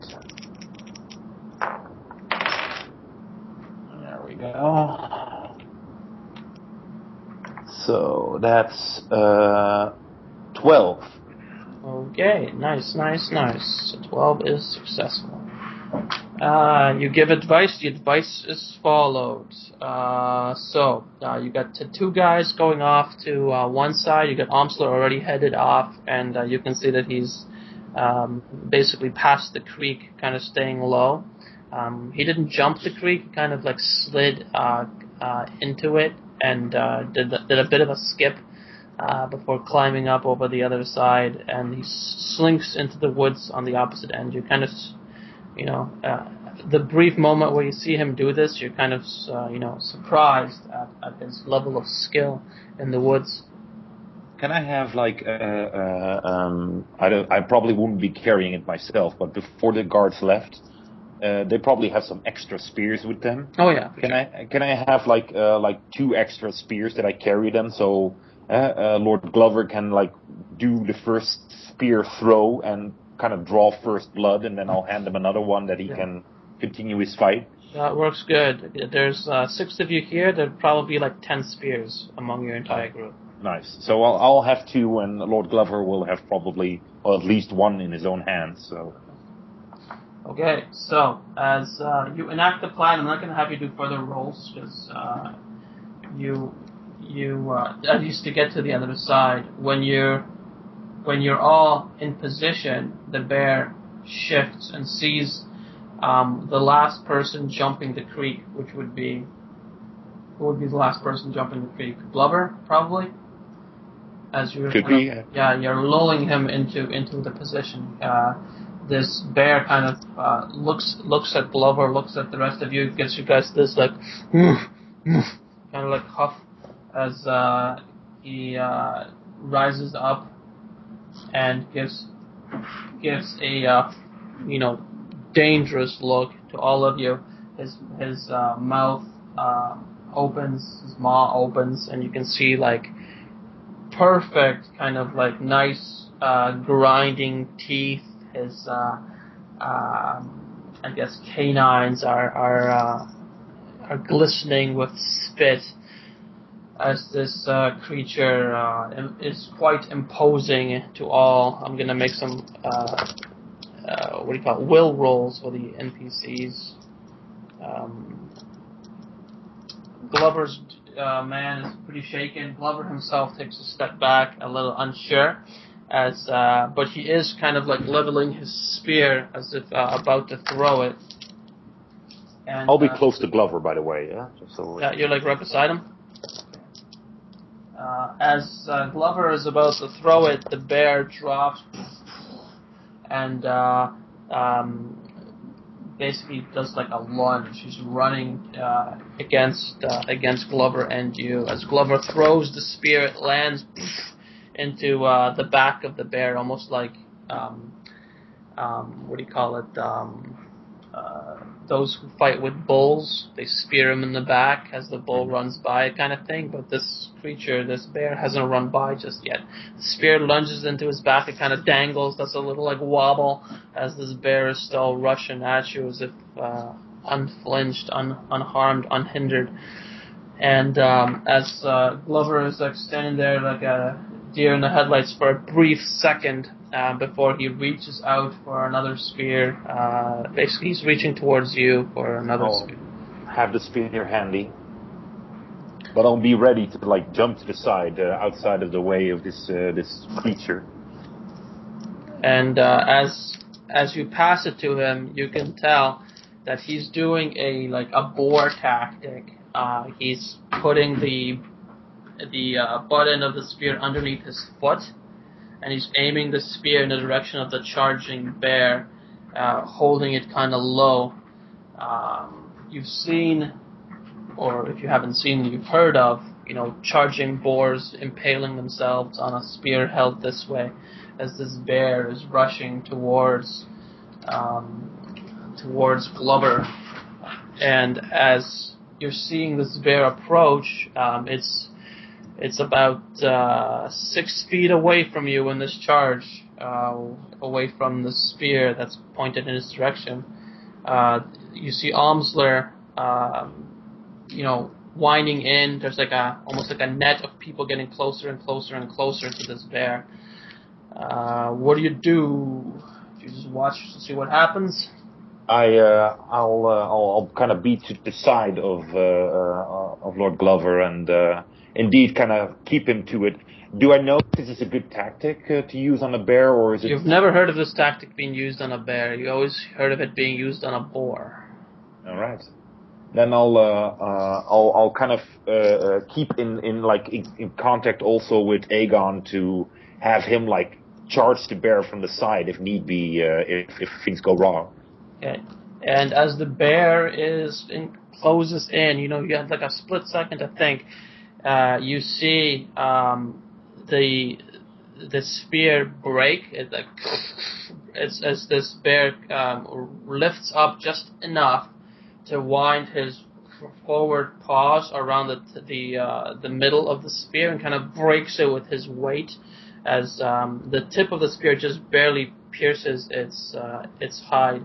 And this spear breaks, and Glover takes a few steps back as he gets a swipe. You can hear this ripping sound of his clothes as Glover.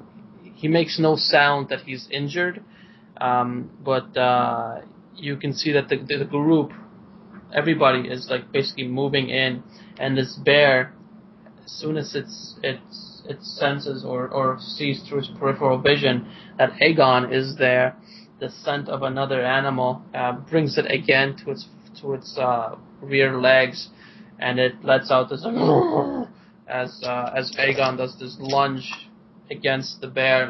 Aegon jumps, its powerful back legs sprint up at it, and it jumps right at the chest level of this bear, biting into it, and you see blood as your cat is basically shifting its head left and right, and this bear's closes in its clawed grip on on Aegon, basically holding it in like this like hug, like, and you hear like a squeal from Aegon. A spear lunges on the side of the bear, like, then another. Glover rises, or basically, since you can fall, Glover moves forward, but kind of like shocked, and drops to pick up the broken part of the spear he had, and he kind of looks at you kind of wide-eyed. His a little color has gone from his face as he had like a near-death experience just now. I'll throw the final spear towards him, and I'll catch. As he grabs the final spear, he gets both his hands on it and kind of moves in defensively before forcing that spear into the thick barrel belly of this bear, who has been on his feet for like a good 10 seconds despite being speared. Glover's spear goes deep into this bear, and as it remains deep, it's like he's trying to twist it and wedge it deep. It's probably bending against bone. This bear stumbles. Your cat is released, and still, even though your cat is released, it's got its paws deep into this fur and still is like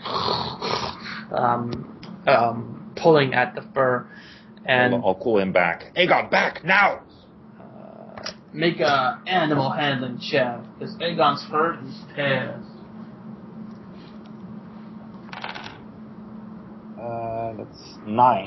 Okay, he doesn't come at the first call. You have to call him again, but once it's like a good 10-second delay before he comes to you, which is pretty big for trainers. And when he pulls back to you, he's walking perfectly fine. You don't see any massive damage to it, but you do see like claw marks like down its side, and like blood all over its mouth. And Glover is standing over this bear who's now dead, and his eyes are like wide. He's looking at everyone over to see if anybody's injured. No one else is. Glover's one of his guards, the only guard he brought with him, is like right beside Glover, checking the damage done to his equipment, to his clothing, to his armor. Says, Lord Glover, just a few more inches and you'd be. And Glover kind of like puts his hand on the guy's forehead and kind of pushes him away, giving him a grin. Looks over to you, Elena. We've done it. I hunted a bear. Congratulations, my lord. It seems you gave it the first and final blow. He grins wide and he says, let's cut it up. I want the fur. And he turns back to you. Elena says, if that's all right, this is your territory. It is your kill, my lord. I'm sure my brother would want you to have it. He grins widely as you guys basically start skinning and taking this animal apart right by the creek. Its blood is flowing down into it, making things a little red. I'll be looking at Aegon to see how he's doing. Aegon looks a little. He's acting very heightened sensed. He's like sniffing around a little bit, being very active. He's like running back and forth. You can tell that he's, this animal is basically running on adrenaline too, having just fought a bear. Mm-hmm. So he's in basically peak condition. He's probably going to be extremely exhausted at the end of this night. But he is super on edge, sniffing around. He's kind of getting closer to the tree line on the opposite side of the creek, doing a lot of like sniffing. All of them mark his new territory and that sort of stuff. So as this kind of hunt has finished, meat is being cut up, and you guys basically, with your roll, which is 14 for your hunt roll, which is basically the equivalent of spending about 12 hours hunting, you guys would be back the next day. Nice. With a bear, which is awesome. kudos for us. Yes. So, when you guys, let's go one day back in time for a moment. Did you guys have any plans for your characters during this hunt? Because we can easily fast forward it to the next day. I think Marcus should probably get some time here. I was kind of hogging this up earlier. So. Well, mostly, let's see what I would be doing. Because I got stuff for you for the next day, Marcus. Yeah, it's well, I would be training my my brain spear punch, and okay. I'd be fucking my future wife. Nice. So every time you see her, she asks about the wedding, about the clothes. She would show you some of the attire that is being made for her, and she, like for the local girls and all that. It's like you weren't even aware that she was handling some of this stuff, like finding a nice kind of gown for the wedding. Yeah, and now that the wedding has been announced, I'm expecting that she'll have like a lot more stuff to do with other people, other women of the in our house and that. Oh yeah. It's like if there's a certain time that you would always visit her, then all her like handmaidens and all the servants wouldn't be in the room. But if you visit her like on various different times, like unexpectedly, like I'm in the mood kind of thing, then she'd have to. You'd see that she's got like a nice train of servants with her that are being kind of pulled away. Yeah, I would like just go to her room and just go to talk to her about something, and as soon as the others would be gone, I would, take her to town. Go to business. But yeah, that's mostly what I've been doing. So I don't think I would have been doing too much stuff that wouldn't involve anyone else, really. I guess I would be going to see the Maester, ask him about, if there's been any mention of the investigation, or if Ulmer's leg needs to be sawn off, or. So the Maester would tell you that there's no extra word on the investigation. He's quite troubled by this, so there's still a killer loose. He only hopes that it was from someone from the village, not someone from the hall itself. You'd see that your guards are all like placed. You get a very skeletal crew, but the guards are all where they're supposed to be, and they're super alert when you walk by. It's like they're like hyper alert. Yeah. There's someone who killed one of my brothers, and now they're. Just earlier, there was a guy who just attempted to kill another one of my brothers, but thank God there's no connection. So yeah, I'm just told it. So, but yeah, I'm not putting two and two together that much. I'm not giving too much thought to the investigation since I've put that on Helena's shoulders. Yeah. And as far as your brother is concerned, the Maester he does mention that amputation might be something that happens,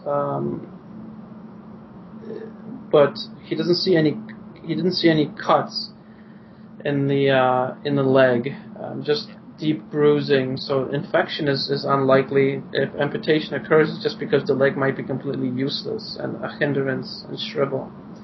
Yeah. It's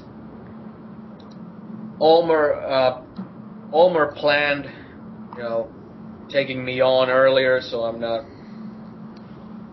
At this point, I see him more as a utility, Yeah.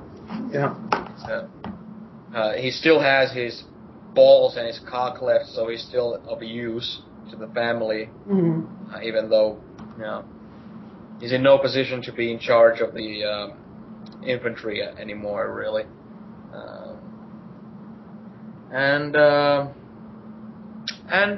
Brander's an Iron Claw, so he gets a free pass.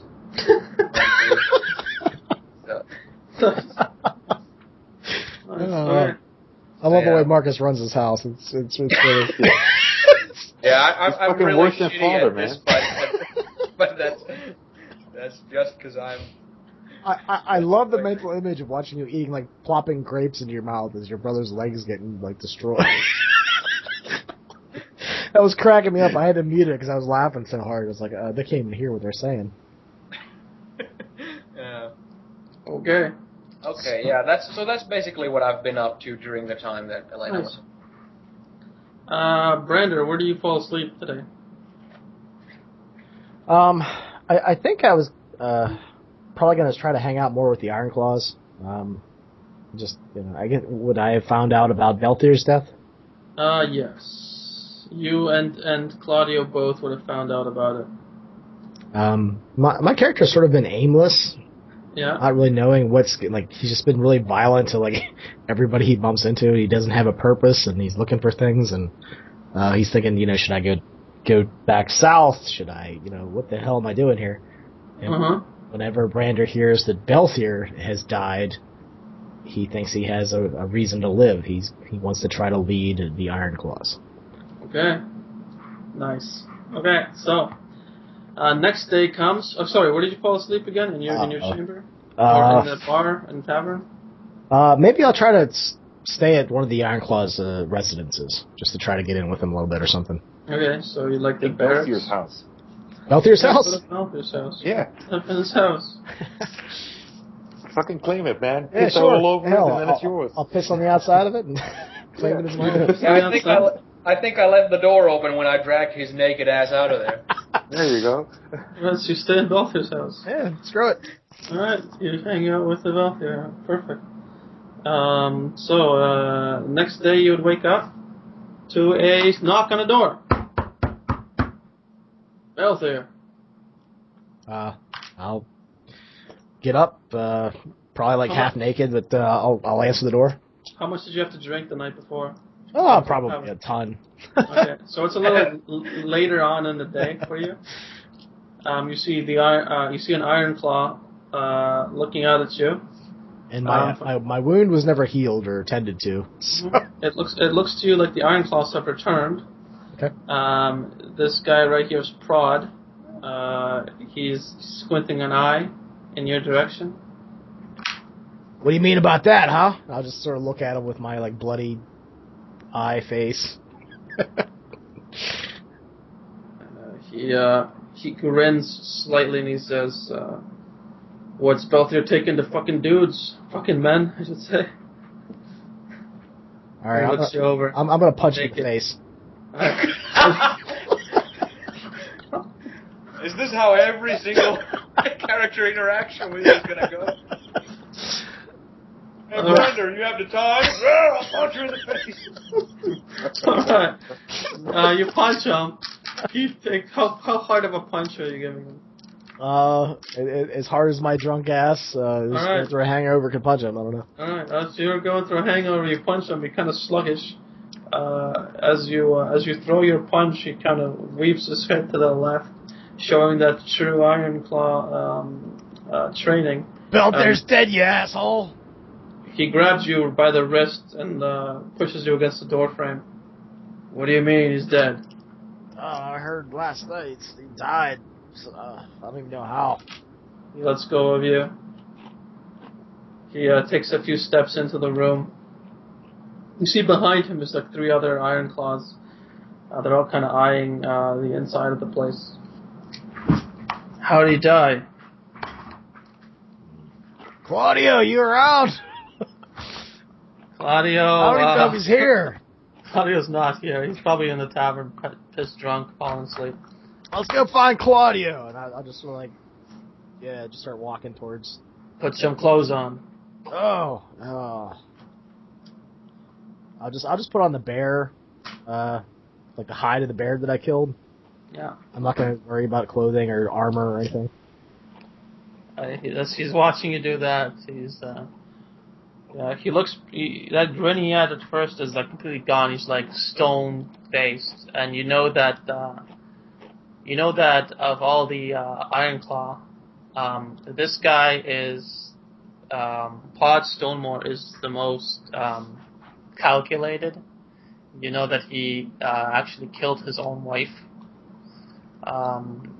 So he's as you're putting like this bearskin over you, you can see that his teeth. He's grinding his teeth as put your attire on. If you're an Iron Claw, you'll look like one. Hey, you make a good point. I'll start climbing into my armor and the whole spiel. Okay. Meanwhile, back in where everyone else is, you, Elena, would be returning with the bear at the same point where you would see that the Iron Claws are back, and inside the hall, the Iron Claws most likely just arrived at this point. Marcus, you would basically see 10 Iron Claws in the hall as soon as you make your way down. Just so we're clear, does Lord Glover just want the meat, or does he want the skin as well? He wants the hide. He wants the fur. He wants just the fur. It's kind of like a trophy thing. Like, look what I got, like a bearskin kind of rug kind of thing. All right. So he's got that, but you guys have all the meat and stuff because you don't want to waste that. You know. Probably on our way back, I'll offer to have one of our men that kind of takes care of those bear trophies for my father. I could tell them that, well, if you could have this band look at the skin and make sure it's a proper trophy to take back home. He gives you a nod. The Lord Glover, as soon as you guys get close to, as soon as you guys are within your family's, front lawn, so to speak, turns and looks to you and says, "Well, I'm quite impressed with you.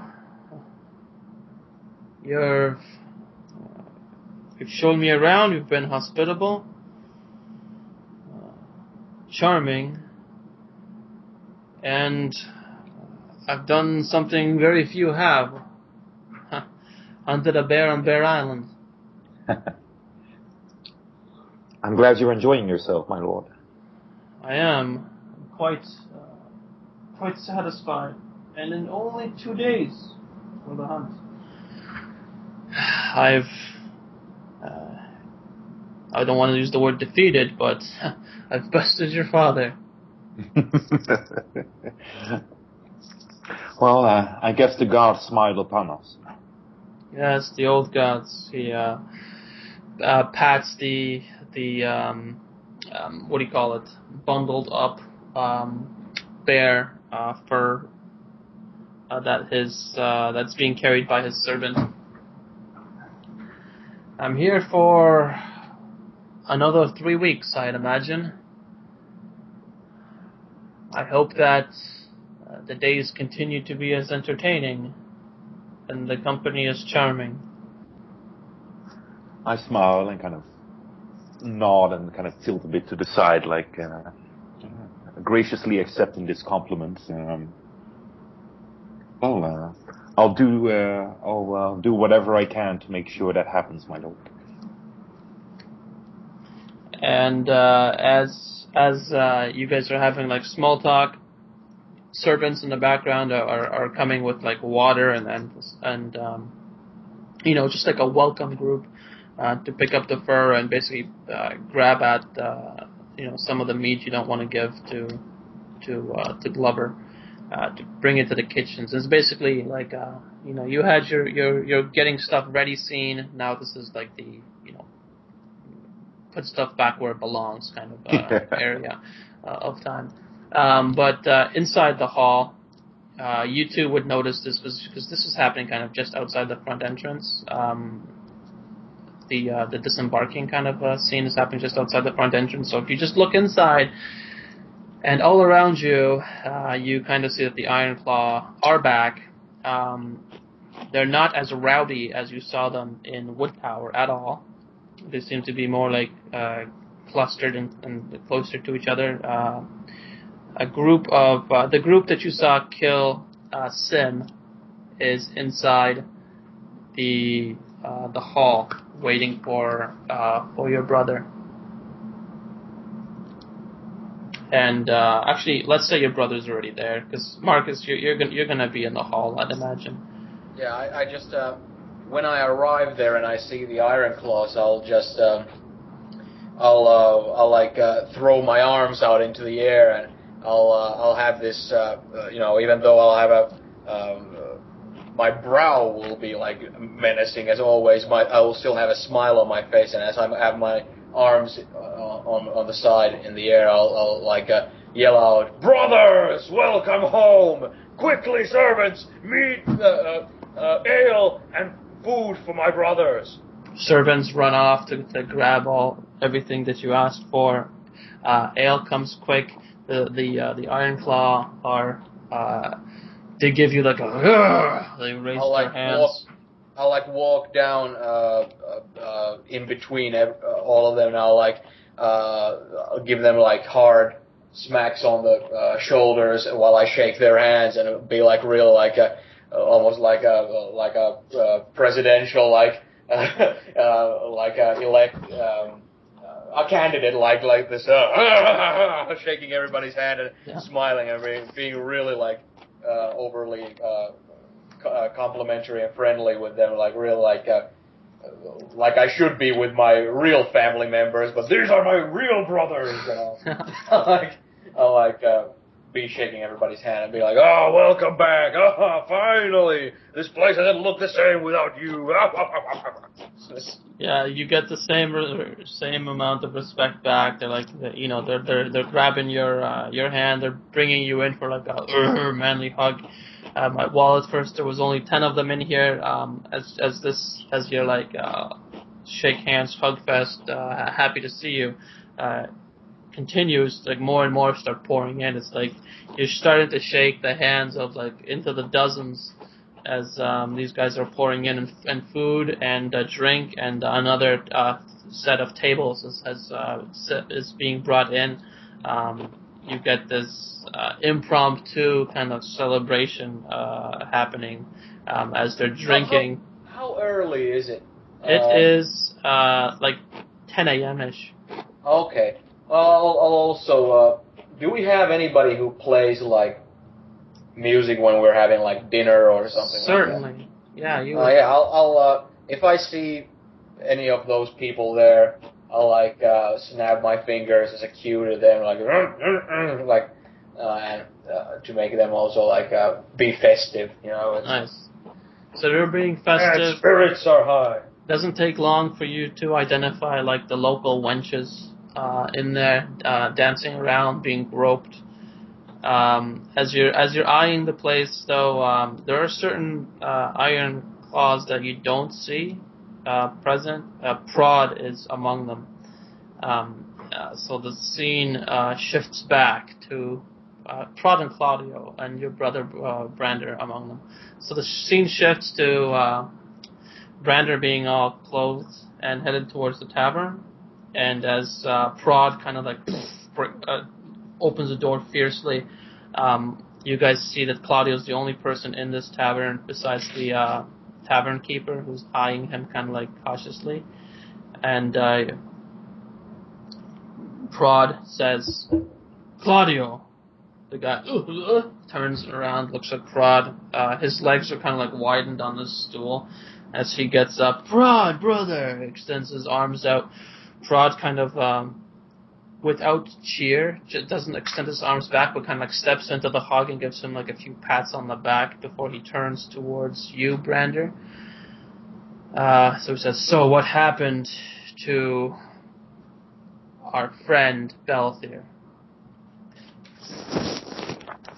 And Prod begins to say, not Prod, but Claudio begins to say that Belthier died in the care of Riss and Morik, Claw and Fang, and he doesn't know what else occurred. And that immediately makes Prod exit rather speedily and head towards the pit. he's followed by the 3 that accompanied him.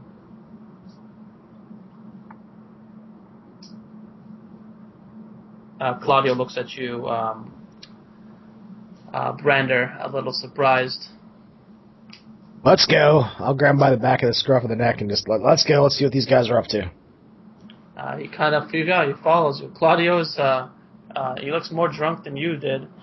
He stumbles a little, but he follows along. I'll throw a few silver pieces at the bartender to pay his tab or whatever. Okay, he gives you like a faint, hard heart, like a pretty faint smile, but he does pick up the coins. And as you guys make your way to the pit, Claudio's already descending down into where the prison is, and you can hear him calling out for Morik and Riss. And as he calls them out, you hear Riss's response from deeper within. And before you even get to like the bottom of the steps, because you guys were following in behind, you hear this like sound of metal clashing, not clashing but crashing to the stone floor, and like a, hey, what are you? And like a sound of like as if someone just got hit into something. And as Claudio kind of puts his hand on your shoulder and kind of stops you from moving on to see what's going on. In front of you, let's say like 10 yards away, you've got a screen of those 3 Ironclaw that are like shoulder to shoulder, preventing movement past the hallway. It's like they're, high school bullies preventing anyone from leaving the locker room kind of scene. You're behind, you're at their back. Claudio has his hand on your shoulder. He says, do you want to be part of this? You don't know what happened? You really don't know what happened? I have got no idea, but I know that Prod is going to take it out on him. I don't think I really care, actually. He grins at you and says, let's get out of here. Alright, let's go see this bear that they caught. As you guys exit, scene shifts to Elena. You would see your brother approaching. With Claudio, it's weird because you know that your brother is more like the timid, follows orders type, and it looks like the roles have been reversed with Claudio suddenly, because Claudio is being held like the underling as the 2 of them are approaching you. Elena will probably notice that Brander's eye still hasn't been taken care of. Nope, it's like dry blood. Actually, no, the dry blood would be gone because you would have rolled over in your sheets, so it's untreated. Is Lord Glover present here? Lord Glover is drawn to the attention of revelry. So he's still there, but he's half paying attention to what's going on. Is the bear still there? Like, are they skinning it? And the bear was skinned and all that on site, so you would see the evidence that a bear was caught. Seems that the hunt went well, sister. Yes, it did. We found the bear quickly, and Lord Glover killed it. I'll make my way over to Glover and pat him on the shoulder. Good hunt! He looks to you, gives you this slight smile. As Brander will probably move towards Glover and kind of reach towards him, Elena's hand will probably move towards her axe. Okay. Nice. Glover gives you a little nod, a little smile. He says, yes, your sister, she found the bear. I managed to spear it, though. Close call, he says, as he looks at his clothes. You can see that he rubs his hand over his stomach where you can see, like, claw marks. It reminds you immediately that you don't even have your claw yet. Yes, combat can be deadly. I point to my eye. He looks into that vacant spot for a moment, and then looks to your one good eye. And he says, in the North, when brothers hate each other or have an argument, they bite each other. They don't pull each other's eyes out. I wanted to apologize for that. Things got out of hand. No, I've heard stories of Bear Island. I've prepared myself. I know things are done a little different up here. I wanted to greet you and say good job on the hunt. That is all. Well, I appreciate that. And he pats you on the shoulder. But it's not like a fully genuine kind of thing, but he does give you a little pat. Looks like your brothers are having a celebration in there. I see a bunch of... Everyone's in uniform. You think I'll fit in? He looks down at himself. I'll put my arm around Glover and I'll just start walking towards the celebration. Let's go! Come on! Let's go! Glover does Audio, this way! They follow you in, but Glover does like a half head turn towards you, Elena. As if... Let my hand slide away from my axe as I see him turning towards me and smile like, enjoy. Yeah, so he goes in there to celebrate in the revelry. Marcus, how do you want the scene to look? It's your dudes. What do you want people to be doing? How do you want things to look? Because that's probably how they're gonna look. I'll be kind of like. I'll be among everybody. I'll like be in the same table with the Iron Claws, and I'll be like laughing with them, and I'll be like shaking my head at some stuff somebody says, and like I'll be like genuinely one of them type of thing. Awesome. So as you're having a good time, Belthier's name comes up a few times, like people wondering, where's Belthier? That kind of thing. You'd even hear, where's Prod? But as you guys are having a good time, you would notice that your brother Brander has entered. I want to sort of hoist him onto our shoulders, me and Claudio, and as we kind of burst in, I'm gonna scream, "He killed a bear!" As you hoist him up, he kind of lifts his hand, and the Iron Claws, they cheer respectfully, like, "Oh!" There's some slaps on the table, some mugs of mead being lifted into the air, a piece of meat also gets shaken up at him, and he puts his hand to Brander's hair as you kind of lifted him up, just to stay balanced, and he just he doesn't say anything. He kind of revels in the attention. Yeah, I'm just gonna march him around for a little while until I see like an open place where I can put him down, like a chair or a table or something. Yeah, actually, you do see an open place. It's near the throne. It's the family eating table, and you see that your brother Nathan there with his toy, I guess you can say, with his game board, and Marianne is there with one of the servants, and she's kind of like, she has her chin on the table looking at the celebration that's happening, despite the local wenches running around topless, their asses smacked by Iron Claws. She doesn't seem to mind any of it. She's kind of like, I guess, in the scene, but mentally out of the scene, spaced out of it. While your brother is just moving pieces along a board. That table has nobody else on it.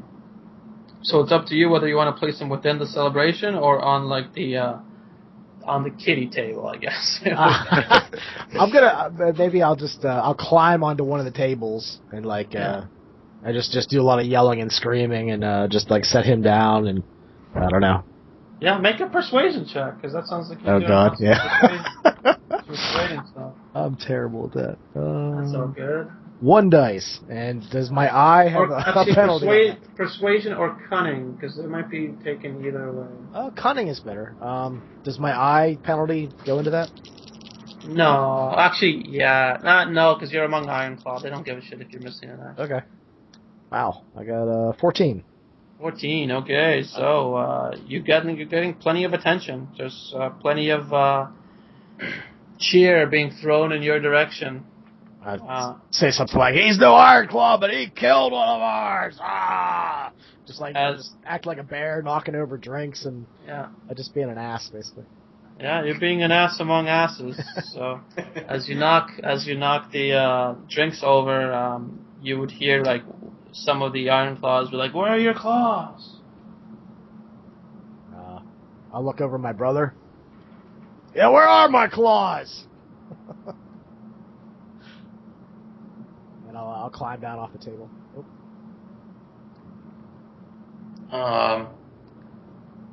Well, I won't be listening. I'll just be listening to somebody's bullshit who's right next to me.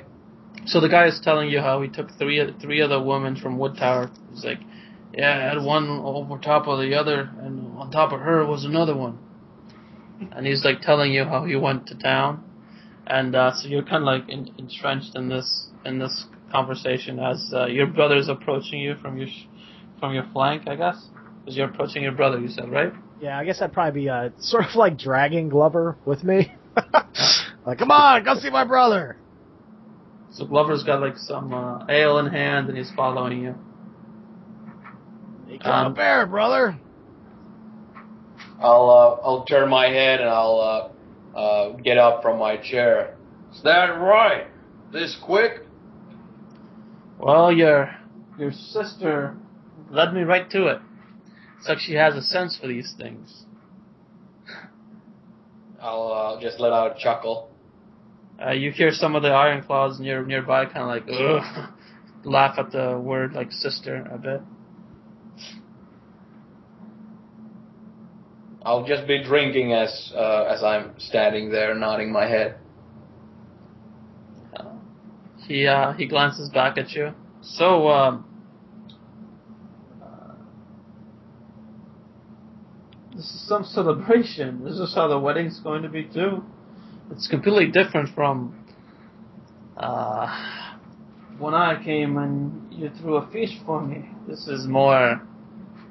He glances around as a topless woman rushes past him. Well, I think Brandon will attack her when she runs by. Just sort of punch her in the face. Scoop her up and plop her on top of the table and just start making out with her. Oh, nice. All right. So, as this is happening, Glover kind of gives this like surprised kind of like glance. I'll after he says what he said, I'll say. Well, you said you'd heard about Bear Island. Guess you haven't heard about the Ironclaws. I suppose not. See, there's men in the world, and then there's Ironclaws. He grins a little at you. Is it true all these men committed a crime? He gestures towards one of them, kind of seated down. It's true that all of these men beat a bear in a one-on-one fight in the pit. He nods slowly to you, Elena. I'll then like in this kind of a douchebaggy type of way jokingly say, and they didn't need no spears too. The only spears were between their legs. He looks down for a sec, like, aw. He looks down, but he doesn't seem to be nodding. He raises a brow a bit. As he puts his drink down and says, well, Lord Marcus, I am quite tired from that hunt. I think I'll retire. You do that.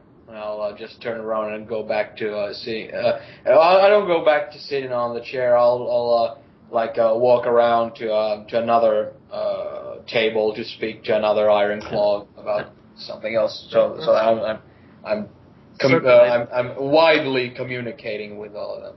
Nice. Okay. So, Elena, what's going on? Elena will have probably peeked into the hallway, to the main hall, and see all these iron claws and things, and she'll try to observe Glover for a moment to see how well he fits in there. Make an empathy check. Make a what do you call it? Awareness, empathy, specialty. She gets a 10. Okay, it looks like he's fitting in quite well, and then at the very end, right before he leaves, he's got this, right at the moment where Brander is making out with a wench on a table, it looks like his demeanor kind of switches to like, oh, this is uncomfortable, and he leaves with an uncomfortable disposition. Alright. Where does he go to? It looks like he's going upstairs to his chamber. Can I, hurry to be there in front of him? Yeah, but you have to get through a bunch of rowdy Iron Claws. So I can't, go around or something? Oh, you can but you're in, if I'm explaining this hall correctly, it's one giant, spacious, open room with stairs that lead up, and if you continue to walk straight, you're at the throne. Oh, so to get to my room, I would... you would have to go through this hall. Yeah. Ah, fuck that. Okay, well then I'll just go through the hall. Okay. So as you're walking through the hall, you get hassled, and it's not like anyone stands in your way and pins you to the wall or anything like that, but you get whistles at you. You'd see an Ironclaw turn to face you a bit and grab his package and squeeze it. You get a whole bunch of manly shit looking in your direction. One guy licks his lips a little bit as you walk by. A whole table kind of looks in your direction. One guy leans forward, says something. That guy laughs. He looks to the guy beside him. He laughs. They do a hand gesture. That kind of thing. All right, this is where Brander flips the fuck out. Who do you punch in the face? I don't punch anyone in the face. The girl that I'm making out with, I sort of just throw on the floor off the table. Yeah. I'm gonna lift the table up and smash it against the wall. Okay. You fucking party people. You smash the table. There's silence for a while as you smash the table. What do you do? The next man who looks at my sister that way, I'm gonna fucking kill him. Intimidation check. What is that? Run under persuasion, I believe, correct? Yeah, I said that. Make a persuasion check. Intimidate. Destiny point to do that. You want to burn a destiny point? Okay. Yeah, because this is Brander. He holds women up to a lofty pedestal, especially his sister and his mom. Even though he fucked his mom. Yeah. So you're burning it? Okay. Yeah, I'm gonna burn it. I'm gonna flip. Right. You tell me the reaction of these guys. I want them to not even look in her direction, that. I want them to be so freaked out, or maybe they've heard rumors that I've, smashed my brother's leg, and I killed my father, and I don't know. Okay.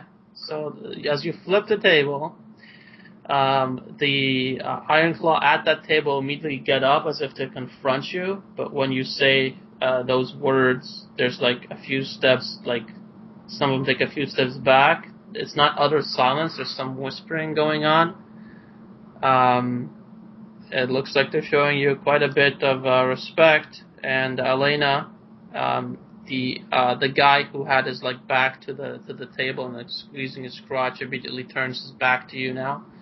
And, he no longer shows you that disrespect. The table that was doing the hand gesture and all that, they are kind of the hands are lowered and pressed to the table now, and less eyes are on you. So it's the atmosphere kind of got quieter, a lot quieter, a lot less rowdier. A few eyes are headed towards Marcus to see what his reaction to this is. I'll have an extremely stern and serious face. But not a judgmental face, but a face where all sense of partying and stuff has dissipated, and I'm completely serious face. Yeah, as your serious face, there's that 10 seconds of utter silence, and then the band starts playing again, as they do in situations like this. Is this like a Western stranger enters a saloon type of silence? Yeah, it's like a weird kind of it was more like a whispered silence. There was some whispers going on, but the instrument players, the entertainment resumes, and very slowly things get back to a little. It's less rowdy. It's not as rowdy as before. The women have put their tops on, and the men are eyeing them less. The most risky thing that happens now is a woman sits on a man's lap, that kind of thing. But as Elena, you said you wanted to meet Glover at the top of the stairs. Well, yeah, not just I preferably would have wanted to be there before he arrived there, but seeing as he was already in the hall and I just went in, I'm thinking he's either there before me or I really have to hurry to get there, so it doesn't have the same effect. So I'll just be going to my room really and just going upstairs. But I'll look at Brander and kind of close my eyes and nod at him for a moment and walk on.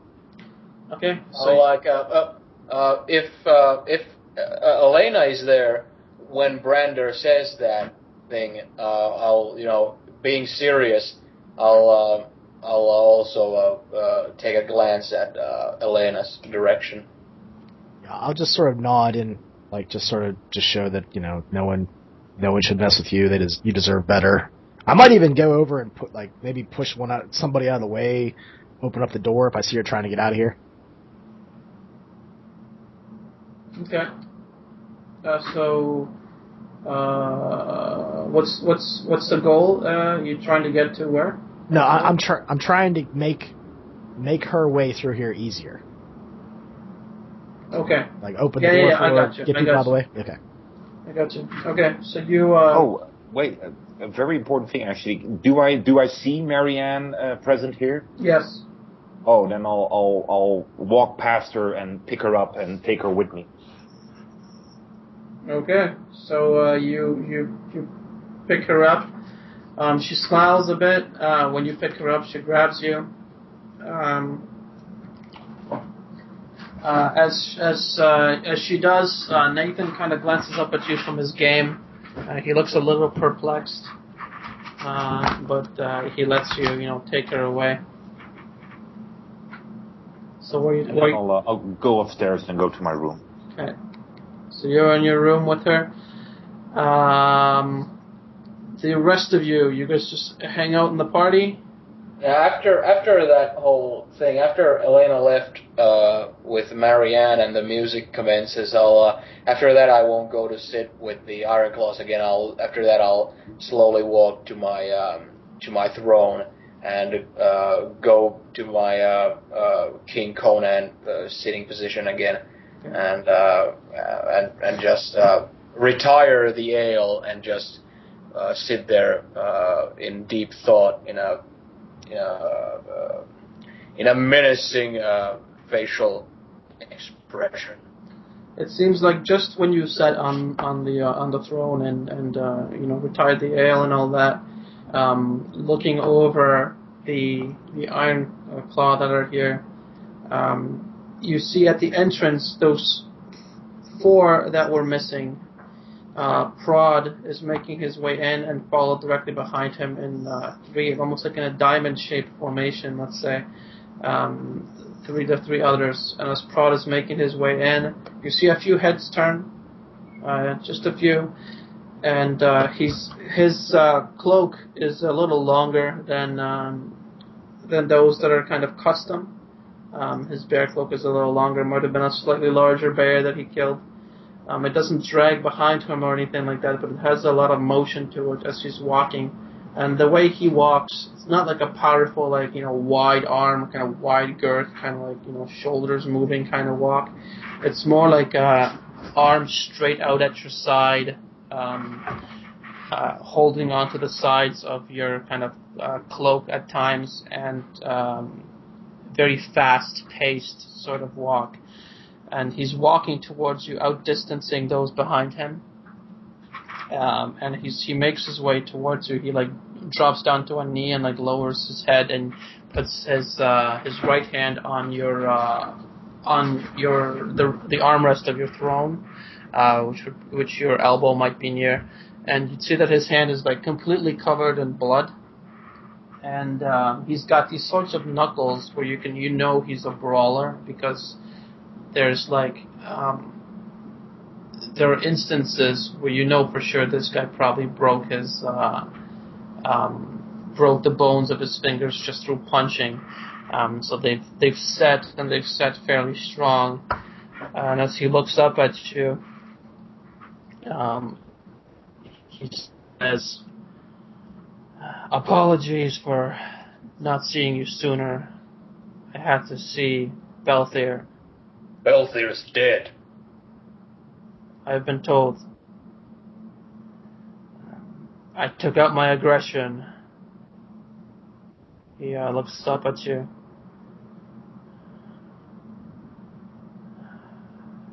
"He'll still walk, but he looks more like the other." "Does his hands work?" "They do." "Then I don't care." He lowers his head slightly again and says, "News from Wood Tower.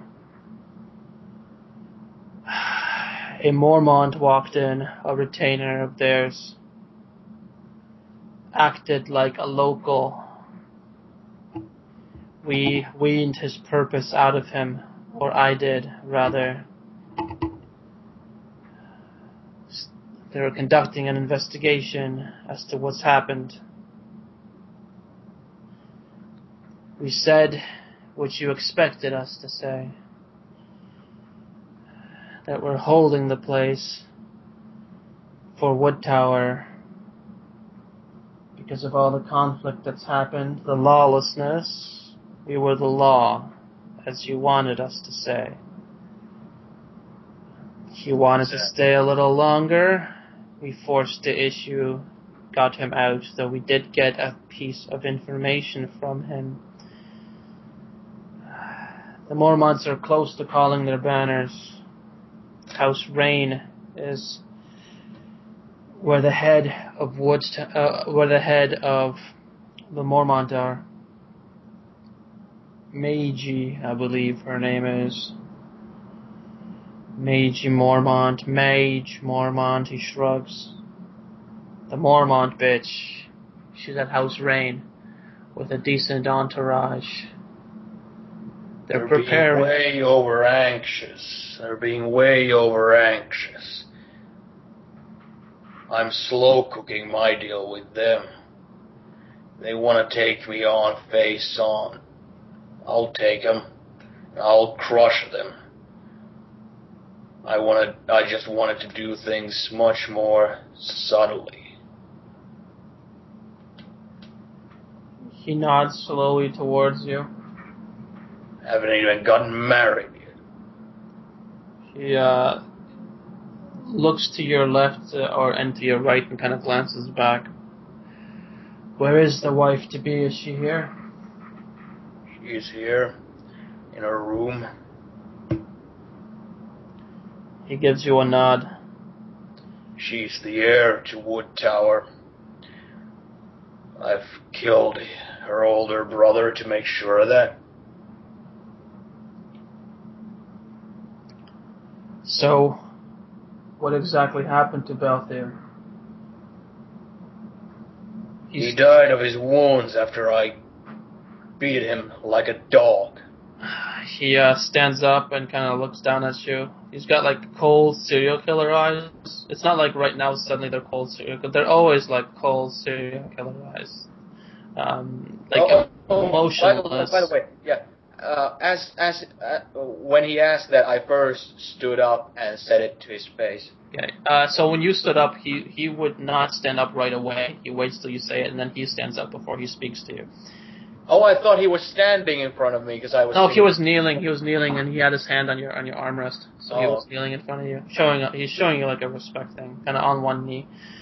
So when I'm still standing up because if he wants to try and take a shot at me, I'd be ready. Yeah, so he does stand up and he does look you like in the eyes, unblinking. It's so weird to you how often how this guy can just stare at something and not blink. So as he's looking at you, he's looking at your eyes. As you say, you've just beaten him, and he says, "For what purpose?" For his eyesight. I'm afraid I don't understand.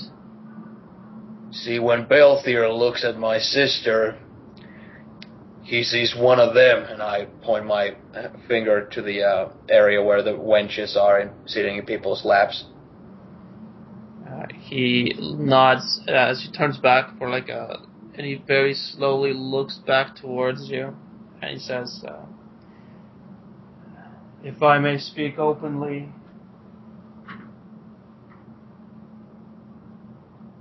Always. If you want the men to treat your sister like one of us, you'd have her kill a bear in the pit." She is nothing like us. That's not what I'm after. But she's not to be thrown on a bed and fucked. That's Belthier's folly. He was a strong leader, a good man. You beat him to death. He nods slowly to his own words. I didn't beat him to death. I said I beat him like a dog. But he died of his injuries. At least so it would seem. Very well then. I'll ask you permission to lead the group. He gestures back towards the Iron Claw, as Belthier did. You, of course, he lowers his head. Lead the house. Brander's probably going to start moving up to them at this point. Pushing people out of the way. You led the Iron Claws at Wood Tower once Belthier came here. Yes. The men know you. You've served with them for a long time. You're experienced. You're patient and you keep your wits about you. I see no reason why not. He doesn't even smile, but he forces a grin after a few seconds, and as what about a challenger? He turns back to you. What? Brother, do you think I could lead these Iron Claws as good as this one? No. I'll sort of just like this. And then I'll turn back and walk back to where I was sitting. As you turn back to walk where you're sitting, you hear the three guys that were behind Prod. As you're kind of passing them, there's two of them are chuckling a bit,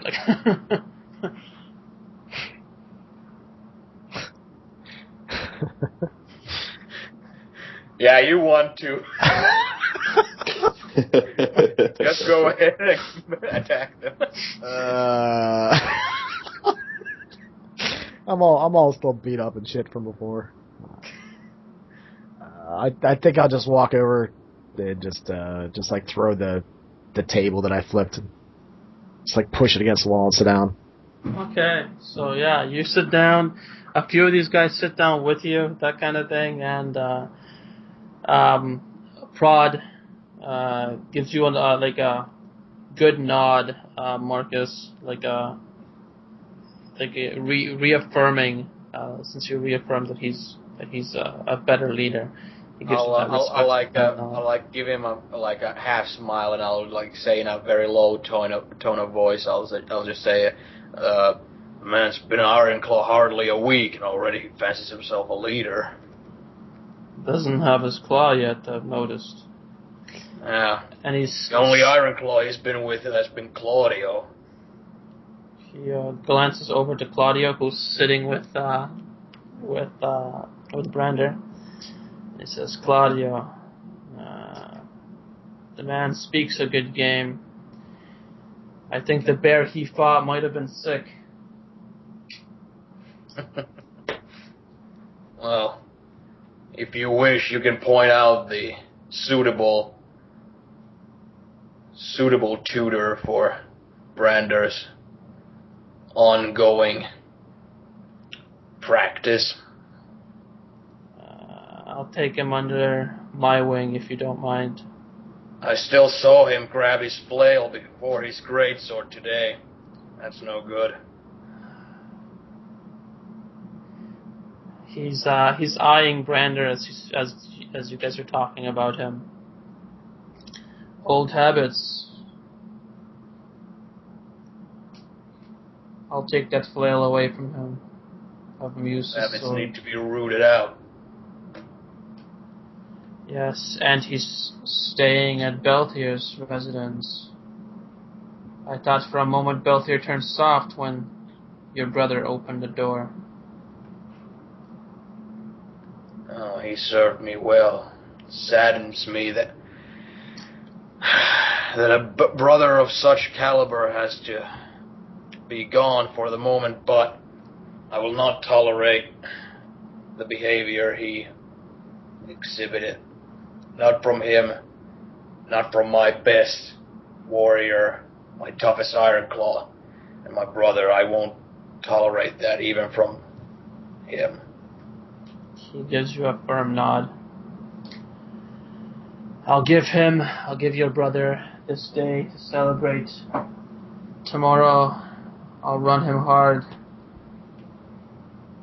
Make sure you do. After that, I'll go and I'll eventually leave the room.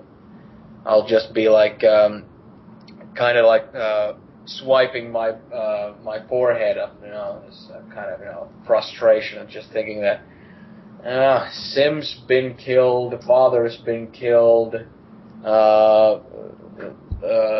Edgam's been killed. The Black Knight's been killed. Belthier's been killed. Yeah, I'm going down the list of NPCs, just putting big access to everybody. Yeah, and Ulmer could have easily been killed earlier, and all that. I'm like thinking that a lot of things shifting, in a quickly type of fashion, and if the Mormonts are like all like readying for a warpath, it's they only have the reins really on their side, as wood towers are nothing to be spoken of, and the frostfoots are pretty much they hate the Mormonts, so there's really no reason why they wouldn't align with us. I could always give them Marianne, but might be that I can't slow cook this revenge after all. But yeah, it's a lot to take in. I would have hoped that I could have had the Mormonts attend my wedding. So there's no indication that they haven't, and they didn't call their banners just yet. There's just rumors that they're going to. Anyway, I'm going to provoke them to do so anyway, eventually. Yeah. But yeah, with all this stuff in mind, I'm gonna go to my wife to be's room. Mm-hmm. And as you get in there, it seems that she has found the perfect gown. She's folding it up as you walk in. She kind of tells you to stop. Stop, Marcus. Turn around, please. I'll kind of squint, and I'll shrug my shoulders a little bit, and I'll turn around. And as you turn around, then she you can hear that she's like finishes folding up the thing. You hear like the closet, the wardrobe kind of open, and she's putting the attire away. one of her servants that helps her kind of exits, kind of blushing in your direction a little before she exits, and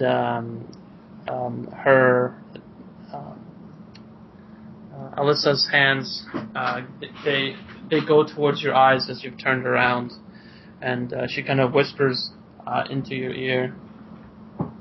I've heard that in places it's bad luck to gaze upon the dress of the wife-to-be. And then she pulls her hands away from your eyes, and then gives you like a hug from the back. Peasant superstition. What was happening downstairs? I heard a lot of noise. My warriors have returned from your lands. It seems the law has been put under control now, and I've already sent large numbers of builders and aides and such. By boat to help the commoners there. She tries to turn you around because she's hugging your back. As soon as you started talking, she's like, when you said that they're back from your lands, it looks like she wants to look you in the face. Oh, if she goes to turn me around, I'll turn around. And she's looking at your face. She looks so hopeful at you, and she says, "Have they found my brother?" No, nothing about your brother yet. Her eyes water a little, and she's hugging you from the front now, her head on your chest. As soon as we're married, I will take you there myself. Thank you. And she lets out like silent tears, being a very vulnerable woman at this point. So we could jump to the next guy, unless you want to keep if the ship has something to say to her. Not really. I'm saving the brother thing. I'll let her know only after we're married. Nice. Hey, sorry about your brother. Here's his head. Oh my god! Well, pretty much, but not exactly. Here's your wedding gift, bitch. Sorry. Whoops, wrong one. Yeah, there's okay. So, Brander. Well, I think Lena got skipped. She's trying to. Elena, yeah. Sorry. Off. Oh well, no, I was just Elena will. Right? That was the original plan, but seeing as Glover left, I don't know. He probably went to his room, right? You think so? Yeah. So I'll probably take Elena to my room, and I'll leave the door open though, and kind of sit her on my bed and talk to her and say like, "What were you doing down there?" She looks to you with like wide eyes and says, "Nathan's mean." Nathan's mean? She nods her head. Yes. What did you do? Nothing. He was talking about Almer, and she cries. What about Almer? That his leg is gone, and that he's useless to the house, and now he's worse than a paw. I hug Marianne. On. She hugs you back.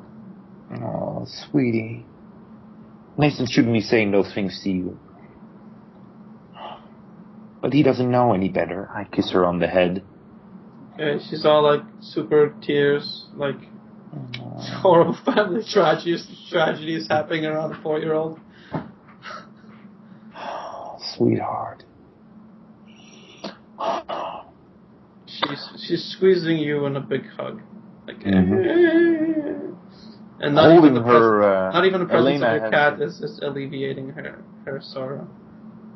Elena holding her has to fight back her own emotions and kind of just sits there breathing, holding her, trying to give her comfort and wondering herself what doom she has brought over this house, having Marcus being placed in the high position. And well, puzzling this mostly and just comforting Marianne, and probably will, after a while, try to get out of her hunting clothes and change and have a bath and that sort of stuff. Yeah, so you just begin to relax, that kind of thing, because hunting, even though for 2 days, it still takes a lot out of you, because you just had like a bear's worth of meat and all that stuff to carry back. Even though it was your servants, your guards that were doing most of the carrying, like, I'm sure you pulled your own weight, kind of thing, with the presence of the Glover there, Gilbert Glover. Gilbert Glover, fuck, Gilbert Godfrey, fuck is Galbert Glover.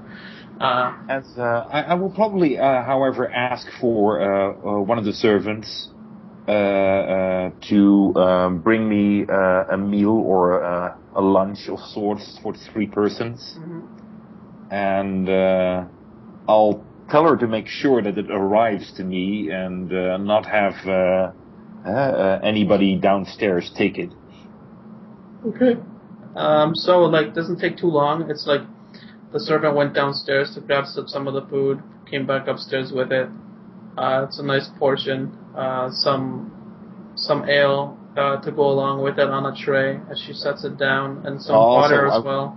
I probably would have instructed her to also have something for Marianne with her. Yeah. So the water is just for Marianne, and the food is more than enough for you. So it's, I guess, implied that you'll share it with her. Yeah, well, actually, I asked for more or less 3 persons. Okay, so 3 persons is provided. I'll then freshen up and stuff, and I'll already try to be freshening up, and then I'll tell Marianne that we're gonna go and talk to a really nice man, and I'll take her with me to Lord Glover's room. Okay, so Glover lets you in. He wasn't sleeping at all. Just kind of, I guess he just wanted to be away from that atmosphere. So when you're in his room, he would be probably just sitting on his bed as he invited you in, and then gotten up and moved towards you as you enter the room, and he glances at little Marianne, and he smiles big at her and kind of ruffles her hair a little bit. There's that sad girl again. Good afternoon, my Lord Glover. My sister and I were hoping that you would have lunch with us. Of course. I'm quite hungry. I've had plenty to drink down below, but nothing to eat. I kind of put down the tray, and I'll crouch down next to Marianne, and I'll look up at Gilbert and say, like, Marianne, this is Lord Glover. Who are you? I ask her. She gets to present herself properly. She stands on her tippy toes and kind of like still has a sad face, does a little bit of a curtsy, and says, "I'm Lady Marianne Roderick." Very good. I kind of look at Lord Glover to, like, hopefully he'll be nice to her. He smiles at her, but then, like, at the very end, Marianne says, "Up the bear hold." And then Galbert kind of leans down and says, "So, what has the Lady Marianne brought for us to eat?" And he looks over at you, Elena, sorry, for the tray, at the tray. Well, I think we have quite a nice lunch here. I show the thing. Why don't you tell him what you like best, Marianne? She still not a single smile, gestures at the berries. "I like the red ones." And he again smiles at her and leads you guys into the room.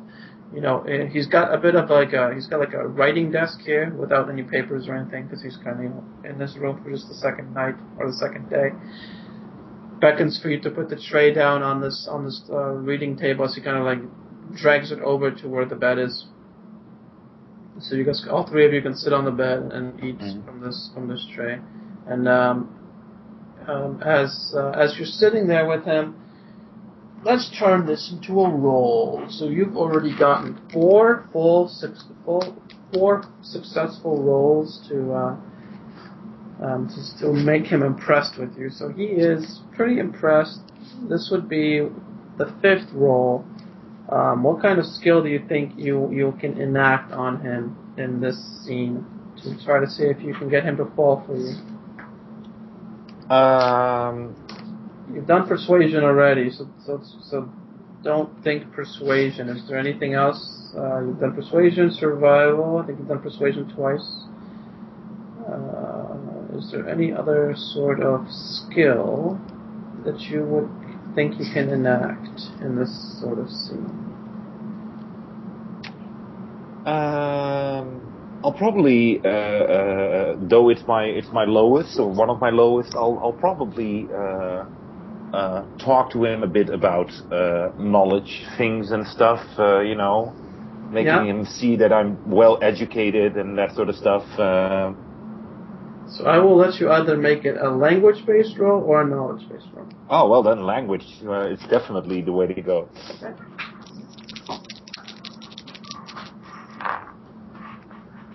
There we go. Oh, that's 9. Okay. So would it be like, so using language, you probably see that he's brought one of his favorite books along with him, and you can tell that he's pretty much early on in the book. You've probably read this book if your language is sufficient. It's a book about. Let's make it easy. It's a book on a knight pursuing a fair lady, and he travels through great perils to pursue her. All right. And can I then maybe also add to my language roll, my cunning roll? If I can make some funny remarks and that sort of stuff. And make a cunning roll, Chad. Roll your cunning.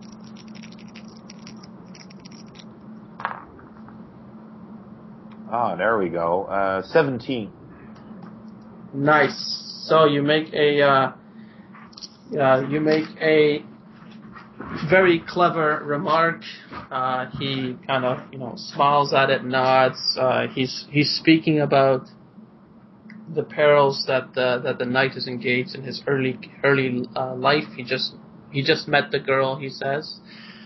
He makes a comment about how the girl in this story is never took the knight hunting, though, and he gives you a smile. And by this time, Marianne's already asleep between the two of you. She's kind of dozing off, even though it's just past midday.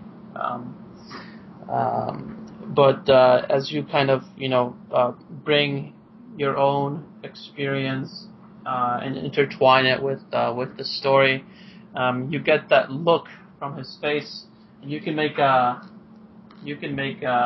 awareness empathy check on him as he's looking at you to see if you identify. I'll probably also make a remark like, having the making sure that I understand that how hard it is for this knight to make clear his intent to this woman. And but I'll say sometimes it is made easier if the woman goes hunting with a man. A woman would not do that just for any man, that sort of stuff, Okay, I got you. So make that roll. That's 10. 10. Okay. You're looking at a space. At first, you're uncertain what it is that you're seeing. As he's leaning in a little bit, you're like, huh, and then you're like, oh shit, yeah, this dude is trying to kiss me. You're like, this is my empathy, kicked in at the last second, kind of thing. So it's up to you whether you follow suit or not. She'll probably kiss him. So he kisses you, but it's like a very noble kind of kiss. He doesn't get you on the lips. He gets you just the corner of the mouth and the majority of the cheek. As he pulls back, he's holding a smile towards you. As he says, I wish I met you when I was much younger. I've spent many years alone. I don't wish to spend any more. I see the happiness of my brother every day. I think it's time for me to be happy. A man like you deserves to be happy, my lord.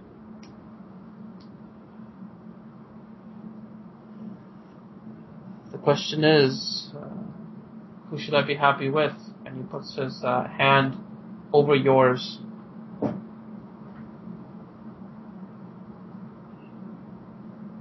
Well,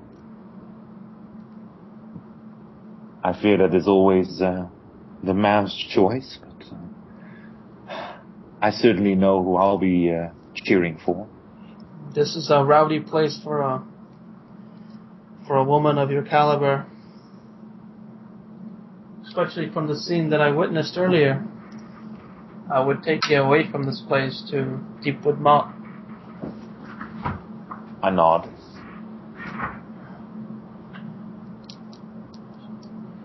Are you willing? I will, of course, speak to your brother. Of course, I would be honored. He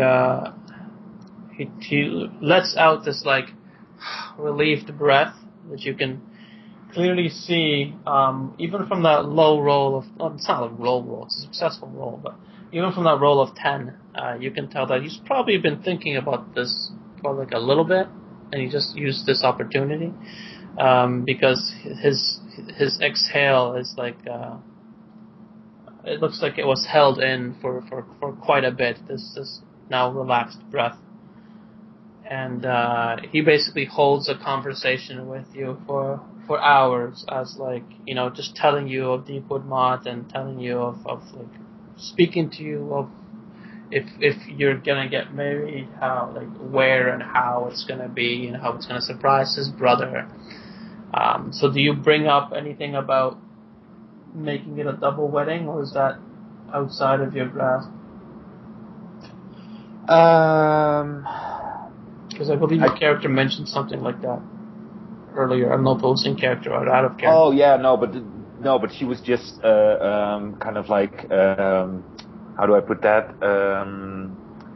Kind of trying to make friends with Alyssa. Mm-hmm. And but yeah, I mean she's open for it, but it all depends on Lord Glover, I suppose. So he wouldn't bring up the double wedding idea. It would have to be someone else that does it, because this is your territory. So it would be like, let's get married on your land. He would be more like the way he's speaking, it sounds like he's speaking of Deepwood Motte. Yeah, but Elena's fine with that. Actually, she probably prefers it to marrying here. Because she believes so, it should be at the house of the husband. Perfect. And I don't know, but Elena will probably know this and kind of bring it into the conversation already quite at the beginning. Mm-hmm. That this place is such a rowdy place, and seeing as she, of course, is very careful with this, and if the situation is not allowing it, she won't do it. But she already kind of hint towards the fact that Marianne would be suited much better in a place like Deepwood Motte than in a place here. Oh, okay. He wouldn't respond positively or negatively about that. He just kind of glanced at her as she's sleeping, and he leaves you in the dark concerning any plans to take Marianne away. Yeah, well, she probably won't flat out say it. She'll just hint towards it and just leave it be for the moment. Yeah, he doesn't catch the bait on that one. She's letting that lure remain in the water for the time being. So. It is 4 p.m. Does anyone have any last stuff to do? Because on the next scene, the next time we play... Oh shit, no, not the next time we play, 2 weeks from now. 3 weeks from now. Shit. So anyway, 3 weeks from now, what I have planned is the funeral / wedding / tournament. Okay. So I will make like brackets, and like next week like when Marcus is gone, people are going to start coming to your house from around the island, since there is a open bout component, not involving lords. So you guys are going to have like, I guess I could say, a colorful cast of characters for next week. Good one-shot moment. Something about that. Is it at all possible that even though the people will be coming, that the lords would come only when I'm... Yeah, the lords are not going to come that day. The lords are going to come another day.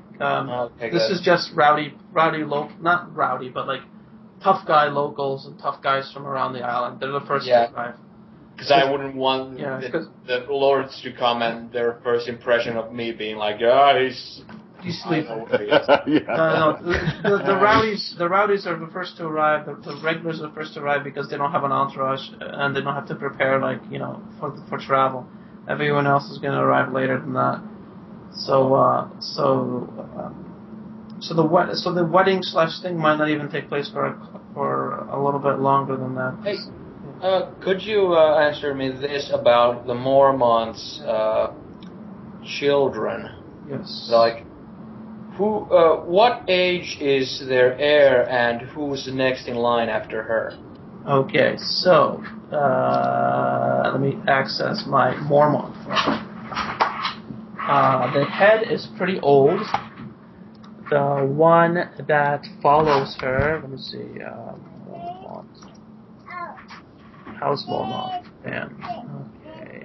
Family. By old, you mean Maggie, right? Yeah, Maggie Mormont or Meiji Mormont, whatever. Daisy, eldest daughter. So Daisy is the oldest. Then you have Alyssane. Daisy is fairly youngish, probably in her mid to late 20s. Okay. And she is, I think she's married, a 6 feet tall, lanky woman. What, she's married? I believe so, is among the... let me double check. Oh, fuck. Fuck. Hold on. If she's married to, like, some powerful ally, then we're fucked.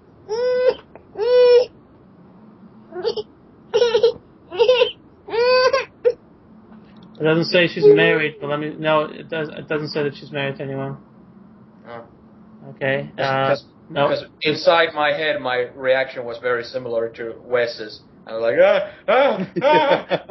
Sorry, guys, I thought I had it muted.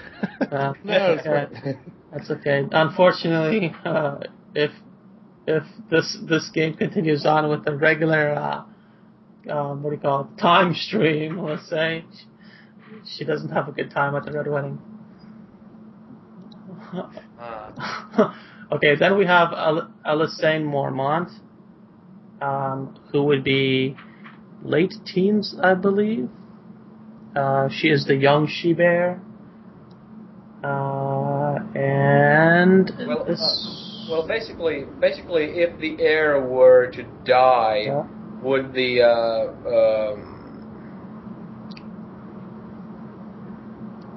oh shit! I completely kind of skipped the oldest. Like, I was thinking, like, if Maggie would take part in the... my plan is that in the brawl thing for the Lords, I would try to, shit talk and coax the Mormonts to take part, and I would kill him with one punch.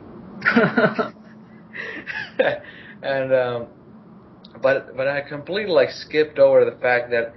But yeah, Maggie is old enough that I don't think she would take part. Like, she would... You guys would probably know, enough about Maggie with your knowledge and status.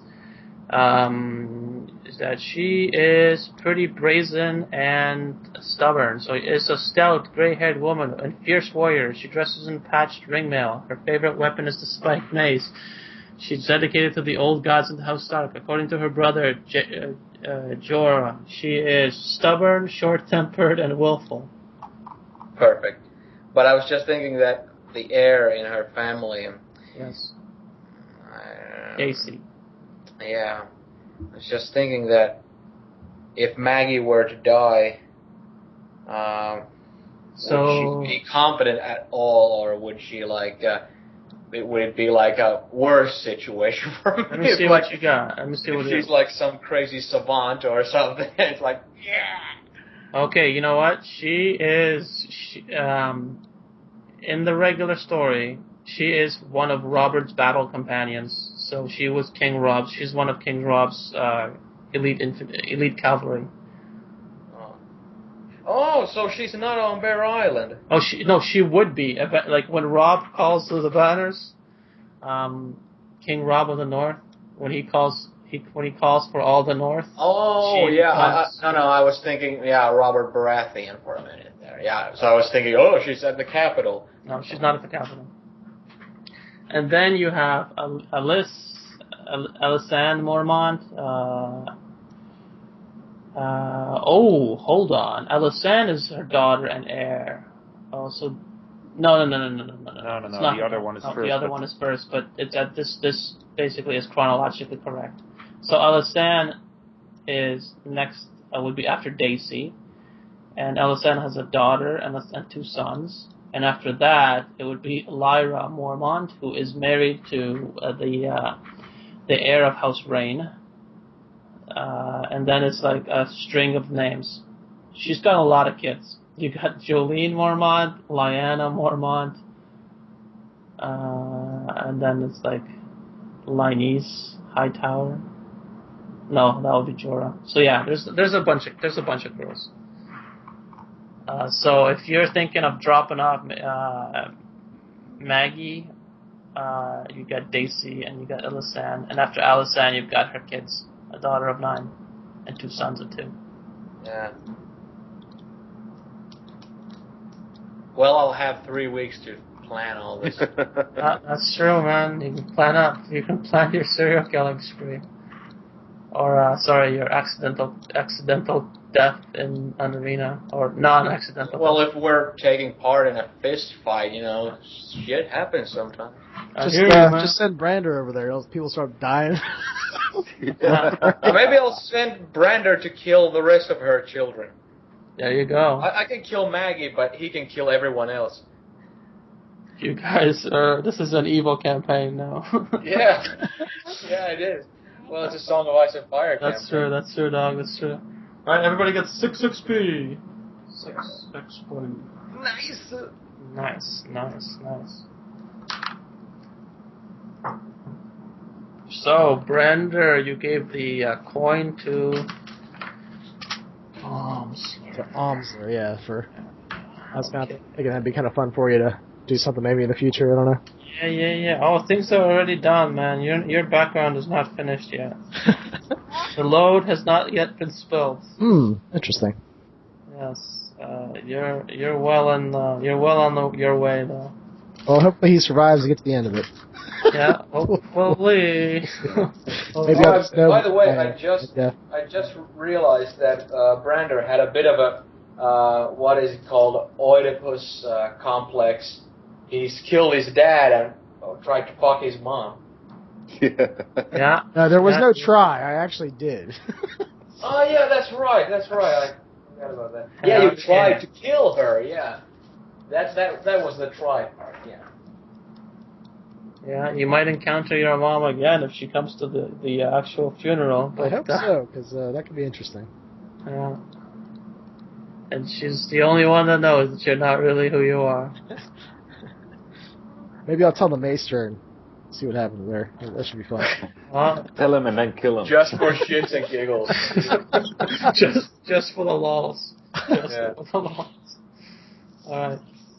Good times, you guys. Good times. Yeah. Great time, guys. Thanks a lot. Yeah, it's fun. I was looking forward to playing with you guys again. Yeah. Good to have you back, Tim. See you guys next week. For sure. See ya.